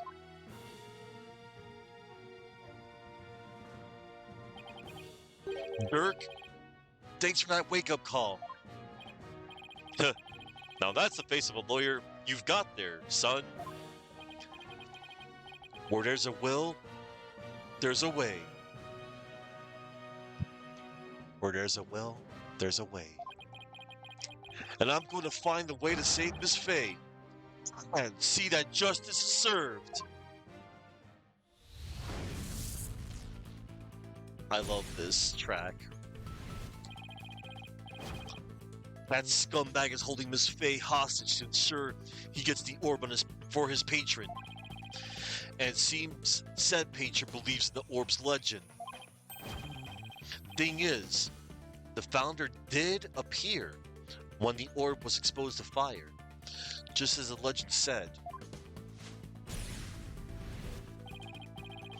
If the legend is true, then we've already solved the riddle, right? No, not yet.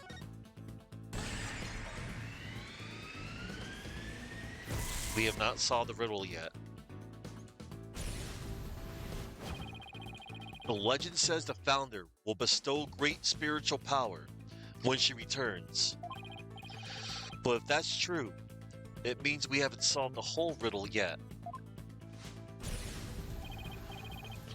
Well, how can that be?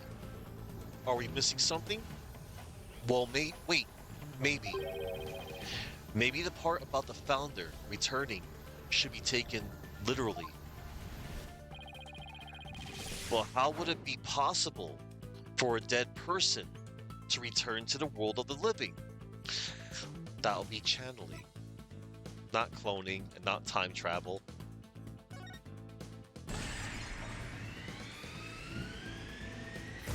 The founder can return through channeling. Oh, I know. There is a way for the dead to return. Spirit channeling. Of course, you have to know what the founder looks like first. But the orb has revealed her face to us, so what if it's a sign that we should channel her?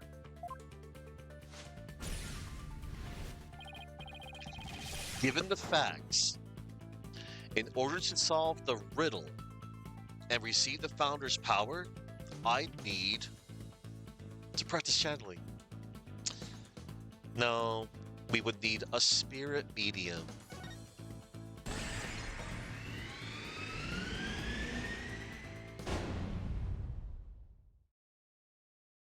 Is needed. A medium is needed to obtain the power. The ability of a medium to channel spirits is the final key to unlocking the orb's secret. That means Mr. Audition, Wimperson's patron, will need one too. And once that slimy politician realizes that, he won't be able to lay a finger on Miss Fay.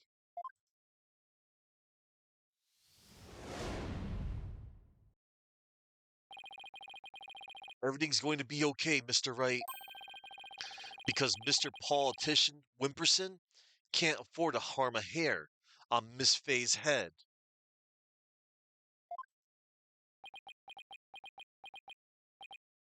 Huh?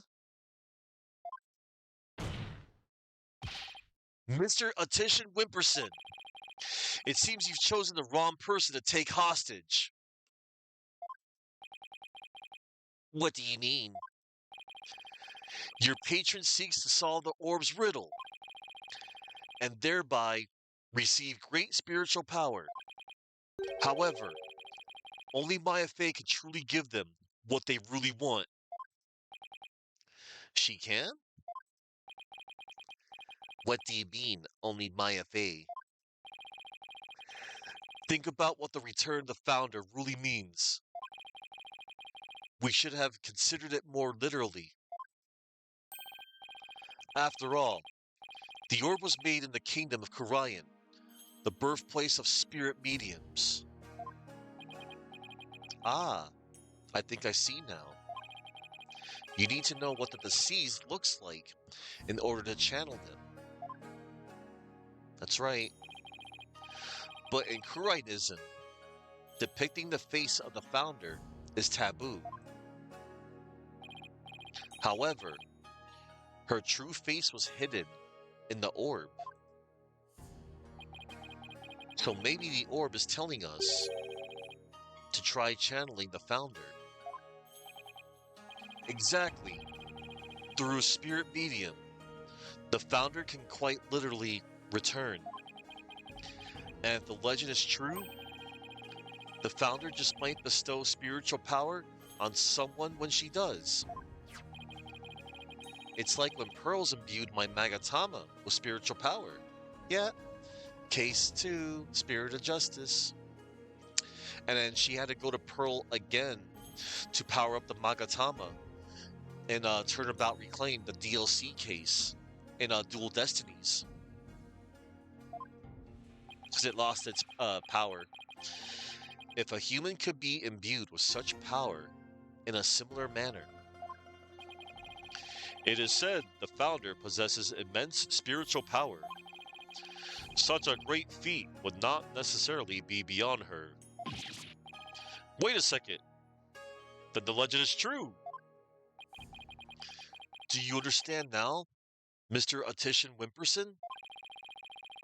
You are holding hostage the final key to unlocking the orb's secret.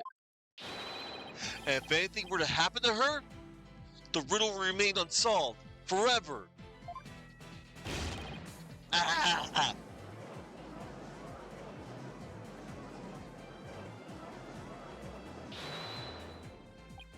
Hold it. There's always Pearl Fay. I can simply ask her to help. She will not help you. If she wants money, I have plenty to offer. How dare you?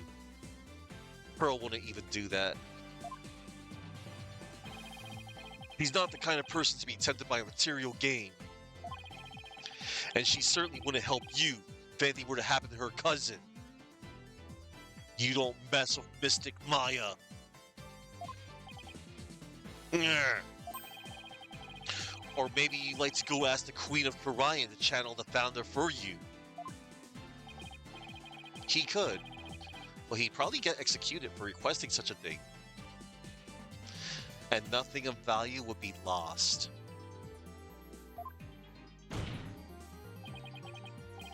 It's over.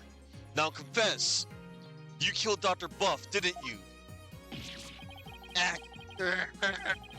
It wasn't supposed to end this way.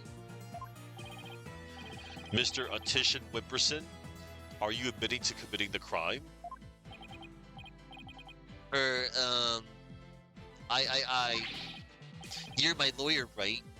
Do something. It's true that I'm your lawyer, and as such, it's my job to defend you. However, defending my client isn't the only duty a lawyer has.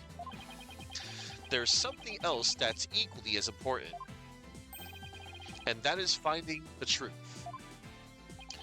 Yeah, because, reminder, justice for all, you were almost swayed to getting a not guilty verdict for freaking Matt Ungard in Justice for All.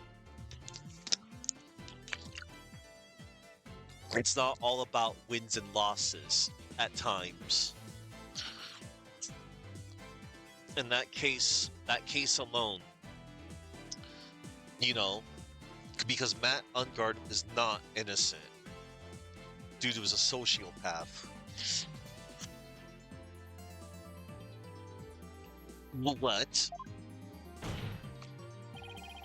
Mr. Attishan Wimperson, you have sought to twist the truth in the dirtiest of ways. I was complicit in your hostage taking, but in a way, I was being held hostage too. Even so, there's still hope for me to make things right. And I owe it all to you, Apollo. Mr. Wright, you have been acknowledged, Apollo. I can't allow a murderer to walk away scot-free. Therefore, Mr. Attishan Wimperson, I must resign as your attorney. No, no, no, no, no! Does this mean I'm under arrest? Hell to the yeah, you are, you son of a... No! Oh yeah. You going to jail.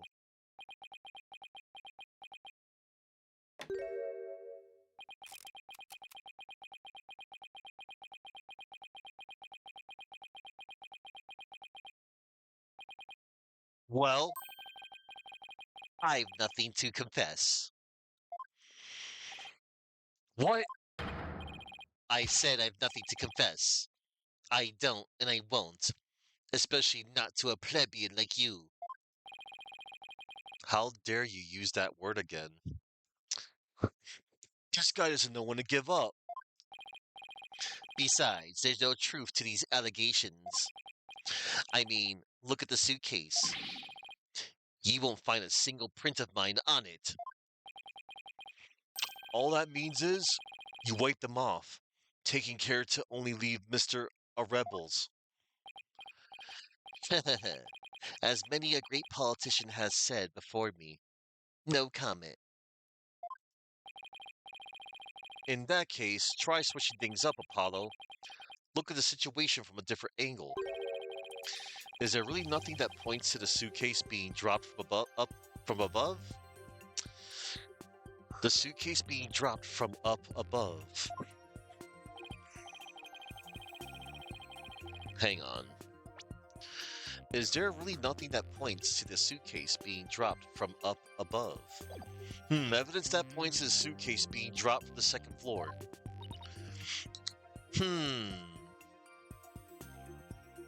No comment. He did the crime. If the killer pushed the suitcase from the second floor hallway over the coffee bar, That would place him right around here. Ah, maybe, just maybe. Thought of something, Apollo? I believe this piece of evidence to be connected to the dropping of the suitcase. Boom, right here. Army statement. She fled to her room when she realized someone had moved her while she had been unconscious on the second floor. So she was right there, and her statement said, the night of the incident, Army fainted in the hallway above the coffee bar right after witnessing the doctor burning the treasure.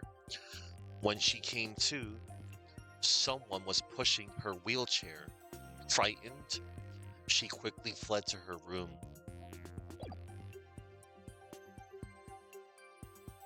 Take that! That appears to be a statement. But how is that related to this case? On the night of the murder, Your Honor, Miss Army Buff physically left her room. That's when she saw the doctor burning the orb and subsequently passed out. Right above the coffee bar. But with her there in her wheelchair,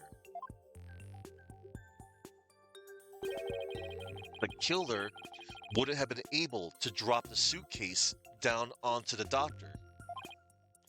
Good point. However, according to Sarge, she woke up just as someone was trying to move her in her wheelchair. Ah. Someone was pushing my wheelchair. What? I was so scared, I beat a hasty retreat as fast as my wheels could take me. Oh. He must have been in the killer's way and had to be moved. Isn't that right, Mr. Attition Wimperson? And if the killer had pushed the wheelchair with his bare hands, we may yet find the conclusive evidence we need. Exactly. Fortunately for us, that evidence slipped right through the killer's fingers. If only he'd been able to hold on to it just a little tighter. But now, he is neither able to discard nor alter it. Honestly, that piece of evidence wasn't even supposed to be here, in this courtroom today. And yet, it looks like sometimes things do get better. But this wasn't supposed to happen. No? Well, too bad. Because the evidence that sped away from you that night has come back to haunt you, right here at this very trial. Your Honor, the defense's final piece of evidence is on this person.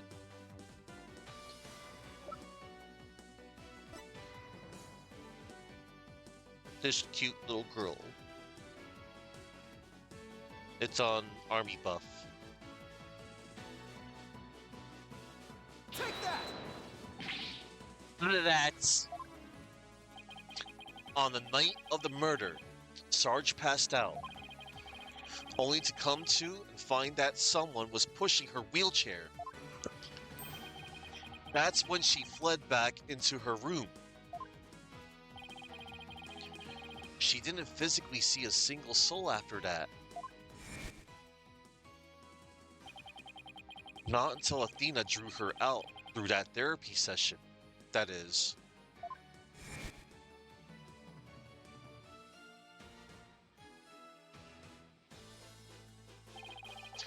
While the killer was able to wipe the prints on the suitcase off, the same can't be said for the prints that got away. My fellow Cranians.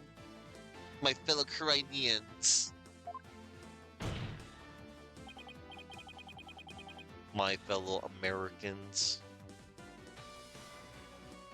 Well, Mr. Politician Wimperson, try to explain your way out of this one. The podium is all yours.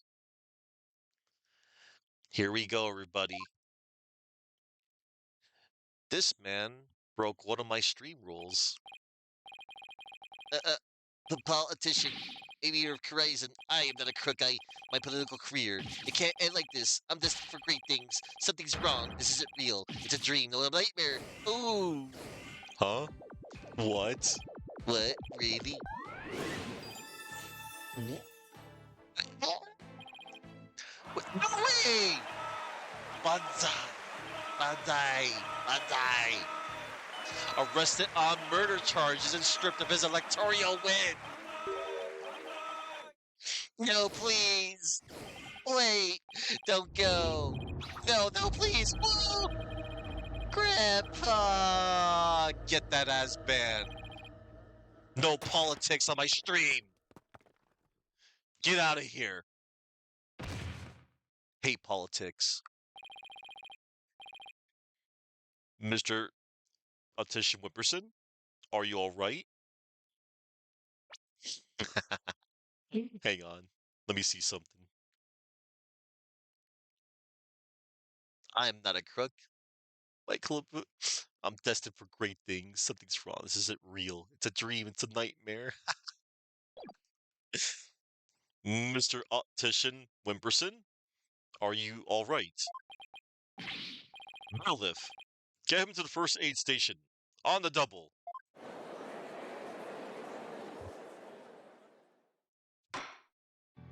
Man, that was satisfying. Taking down a freaking politician. Well, this was yet another unexpected turn of events. In light of everything that's been revealed, it seems the relic is indeed the Founder's Orb. I mean, yeah, we found that out like, oh, I don't know, several minutes ago, but of course we had to, like, it was two things. One, it's the Founder's Orb. It's not the Crystal of Ami Faye. And two, we had a murder to solve. And that scumbag, that son of that POS, he was a murderer. Imagine that. A politician.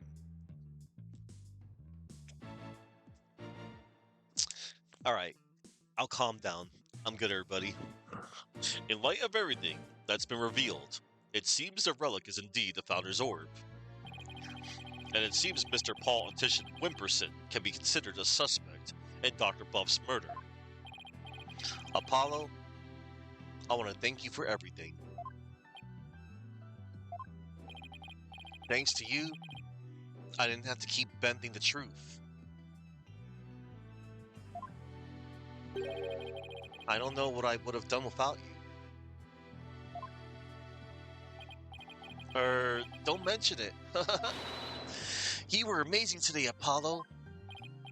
Well, I couldn't have done it without Dirk. Hell yeah. A dragon never yields. A dragon never yields. Brofist. Even when wounded, a dragon bites down hard and never lets go till its dying breath. It glares, it roars, and it latches its jaws firmly onto its prey till the bitter end. That's what lawyers do to get to the truth. A dragon never yields. Every lawyer should take that to heart. As it seems, both sides have no further objections. Would Dirk Sunmati please take the stand? Yeah. This court awards the orb to the Defiant Dragons per the stated transfer agreement.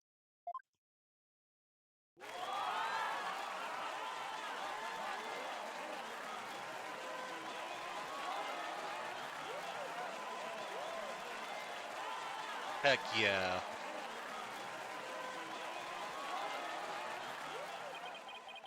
Should the kingdom of Karayan claim ownership, the matter may have to be deliberated in court all over again. Oh no. I just hope, or shall I say pray, that I'm not the judge presiding over that one. Oh, don't worry. You don't have to go to Karayan because there's some other judge that looks just like you, except he looks more Chinese, Japanese. Well, he's an Asian looking judge. He looks just like you. And he's handling the courts over there. You can stay in Japanifornia, Judge. Japanifornia. I'm so used to going with that meme now because this takes place in America, Los Angeles, and it takes place in Japan, overseas, like in Japan. But I forget.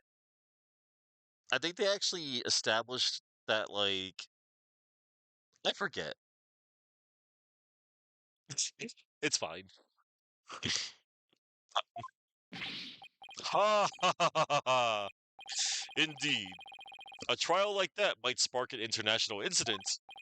Still, there are bigger, more momentous things astir in the air.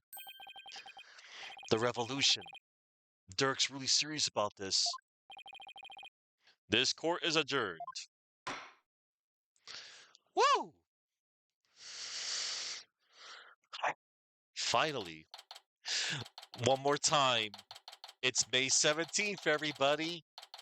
And today happens to be May 17th in the real world. But in this game, it it's in this is on 2028 and we are in 2026 as of this stream recording VOD.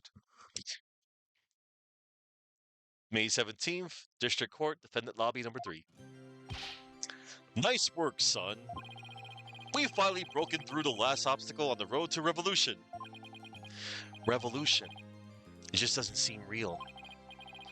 Yes, well, to think you actually defeated the Fighting Phoenix. All I can say is, that's my boy! Ah ha ha ha ha ha! Well, Mr. Wright did have his hands tied, yeah. Because Maya has been taken hostage. Who knows if I have won, if he'd been able to fight me head on. I see it more like you saved Mr. Wright. I agree. Saved him. Yeah, remember what he said? He didn't have to bend the truth anymore. It was all thanks to you. I don't know about that. Still, I guess it is kind of nice to be appreciated. Mr. Dirk? Now that the Holy Mother's face has been revealed, are you going to have a spirit medium try channeling her? I, for one, would love to see the return of the legendary founder. Yeah, just think about it. Being able to speak to someone right out of the history books. Unfortunately, it's not that easy. What? Why? A face isn't enough. You also need the true name of the one you're attempting to channel. Oh, right. Pearl mentioned something like that. And the founder's true name is only known to the priestess who's been crowned queen. In short, the only living person who knows it is the current... In short, the only living person who knows it is the current queen of Karayan, Garan. Oh, so without her help, we won't be seeing the founder anytime soon? That's no fun. Founder's Orb updated in the court record. The Founder's form has appeared from within. It seems only the Queen knows the Founder's real name.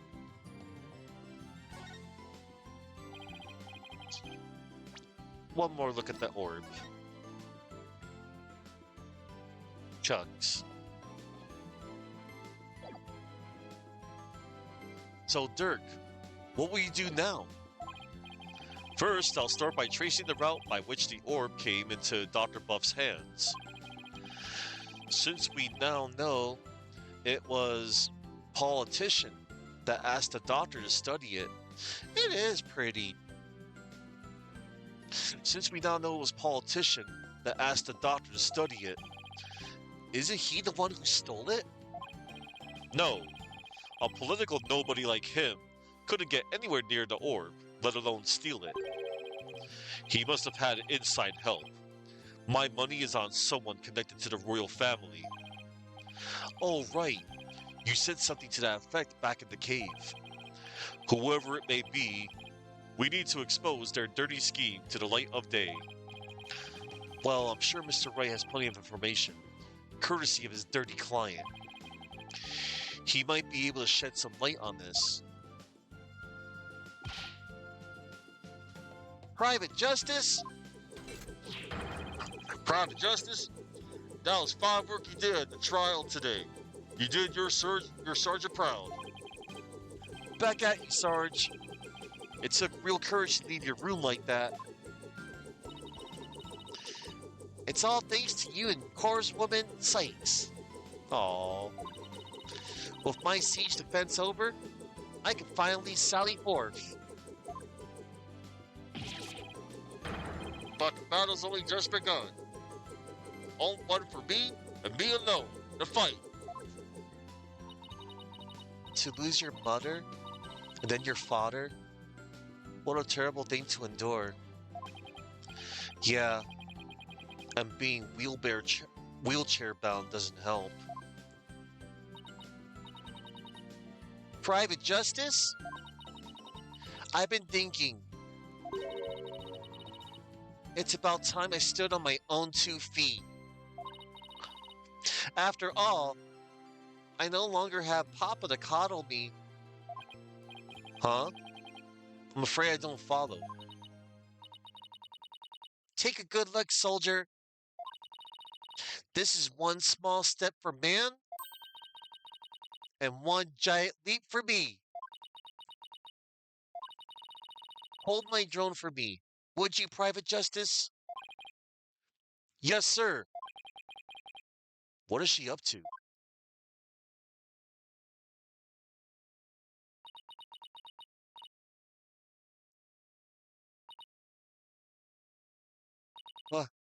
Whoa. She can stand. She's standing?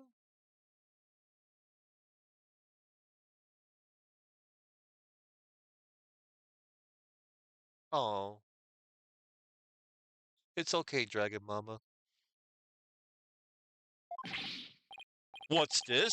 Sarge, you mean your legs? They're... The doctor told me I was ready to walk again months ago. But if I admitted I could walk, I knew I'd have to leave the house. So I faked it. Oh. Makes sense, but I kept pretending I couldn't walk. But I know Papa is watching over me now, and I hate to disappoint him. So, from this day forth, I'm going to march forward on my own 2 feet. what a brave kid. Trying to move forward like this. But it must be so hard this soon after her father's death. Don't you ever stop. You just keep on walking, comrade. Stay brave, because there will be days when you'll want to stop. But I have faith you'll find a way to muster the strength to push through them. Yeah, you can do it. Hey, Daddy's back. Poor Phoenix. Mr. Wright, what's that look on his face for? Oh, Apollo. Is everything all right with Miss Faye? She's safe. For now. Well then, we better go save her quick. Where is she anyway? I'm afraid I have some bad news. Huh? Maya's not here in the States. She's still in Korean, and she's still being held hostage by the mastermind behind this whole thing. The mastermind? That's right. Politician Wimperson was nothing more than a pawn. Maya's true abductor is in the kingdom of Korean. What? I don't understand, Mr. Wright. What in the world's going on over there?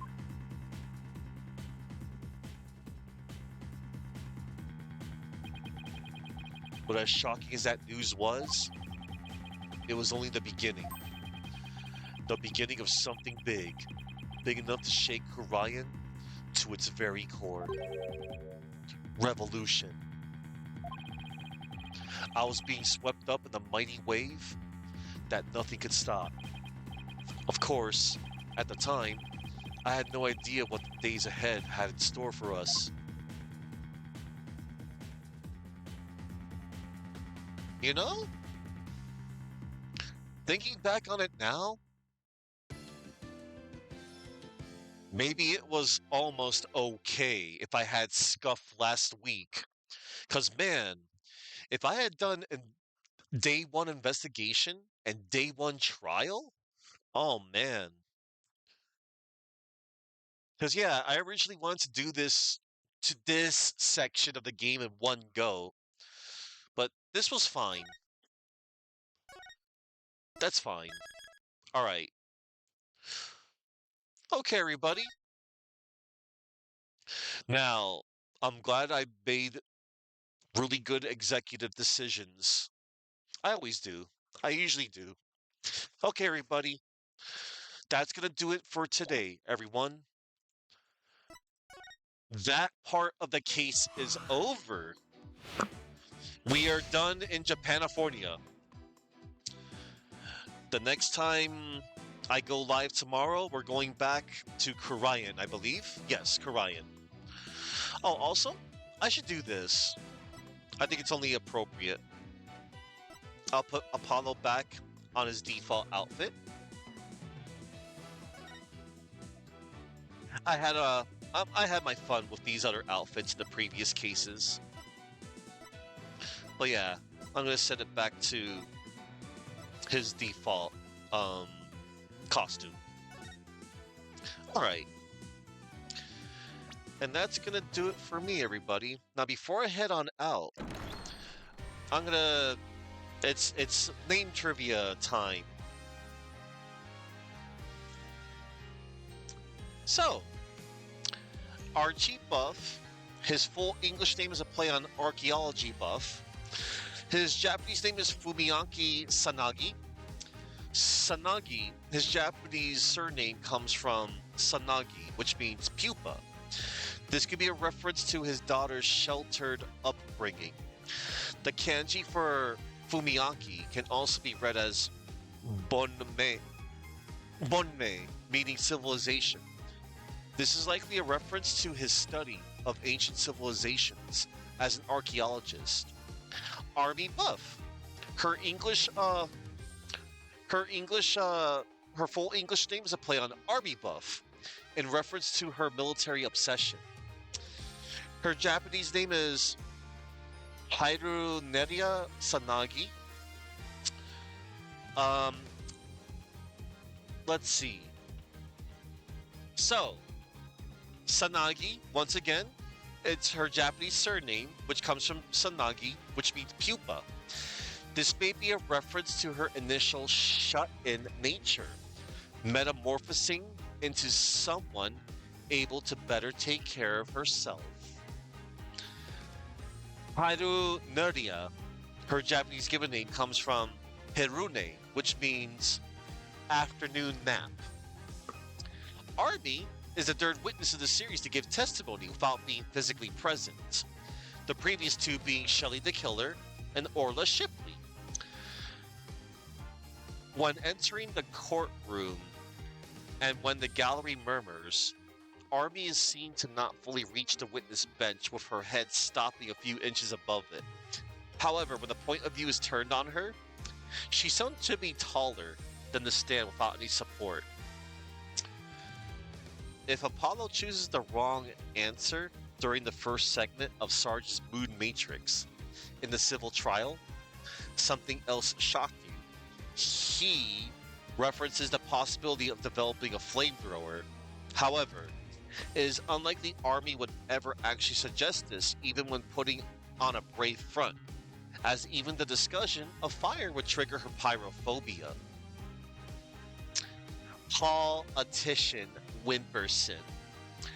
Politician is a play on the word politician, referring to his profession. Wimperson is a play on wimp, whimper, or whimpers on, in reference to his personality. And his email address in English is Paul711 at Nmail, where PAW Paul is an initialization of his full name. Masaharu Kiyoki. His Japanese family name, Kiyoki, means proper or clean, which is an ironic reference to his personality. His Japanese given name, Masaharu, is a homograph of the Japanese word for politics, seiji, referring to his profession. Because of this spelling similarity, he refers to Wright Masaharu in hiragana.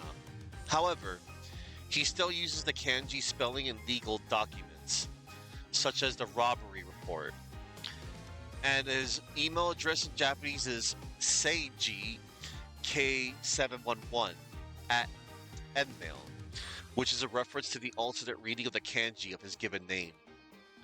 His Children of the Future speech is a nod to Japanese politician Ryutaro Nonomura, who became an international laughingstock and online meme. Many of Tishin's mannerisms, including the infamous whining and pretending to be ill, were most likely inspired by Nonomura. And that is enough of ever until that's enough on, referencing politics in any way, shape, or form. Man, that felt so good. Yep, politician. He broke one of my rules, in my stream rules. No politics. No politics around. Anyway, that's gonna do it for me, everybody. I'm done for today. I'm happy I got this stream in today. Yeah, like I said, I'm thinking back. Man, I would have this probably would have meant if I had done investigation day one and followed by trial day one. This could have been like an 8. That could have potentially been an 8-hour-ish stream. You're welcome. Your infant niece. Oh, no worries, Dragon Mama. Please, you go take care of that. Yeah. Yeah, don't worry. You do what you gotta do, Dragon Mama. Cause yeah, I'm done for the day, and I'm just in time for dinner. Wow. Yeah. Yeah, don't worry. If anybody has anything to take care of, feel free. Go. You gotta do what you gotta do. And don't worry, everybody. You won't ever have to miss a thing, cause you just you can just skim my YouTube. I mean, you can check my VODs, but I don't bother keeping I have a few VODs saved on my stream. I mean, yeah, it's just Oh,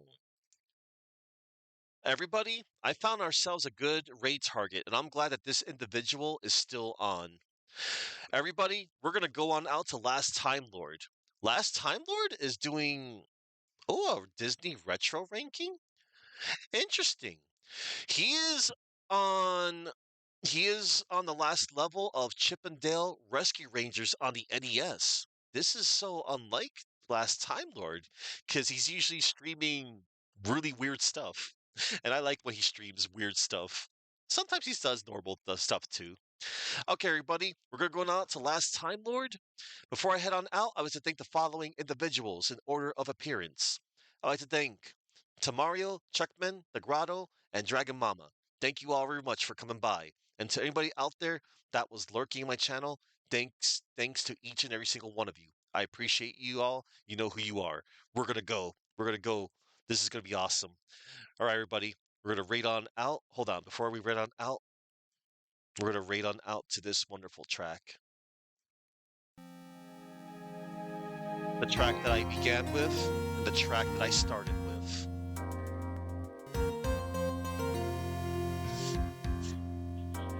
Tomorrow, it's going to be 3 days worth of investigating. 2 more parts, everybody. And then Spirit of Justice is, this case will be done. And then the DLC case will be followed. Thank you all for watching. Remember to go peace, and I'll see you all in court again tomorrow. Except court will be on Tuesday. Tomorrow is just pure investigation. So that's gonna be fun. Straight up investigating. 3 days worth of investigating. 3 days of 3 parts of court. Yeah. So tune in for that, everybody, tomorrow.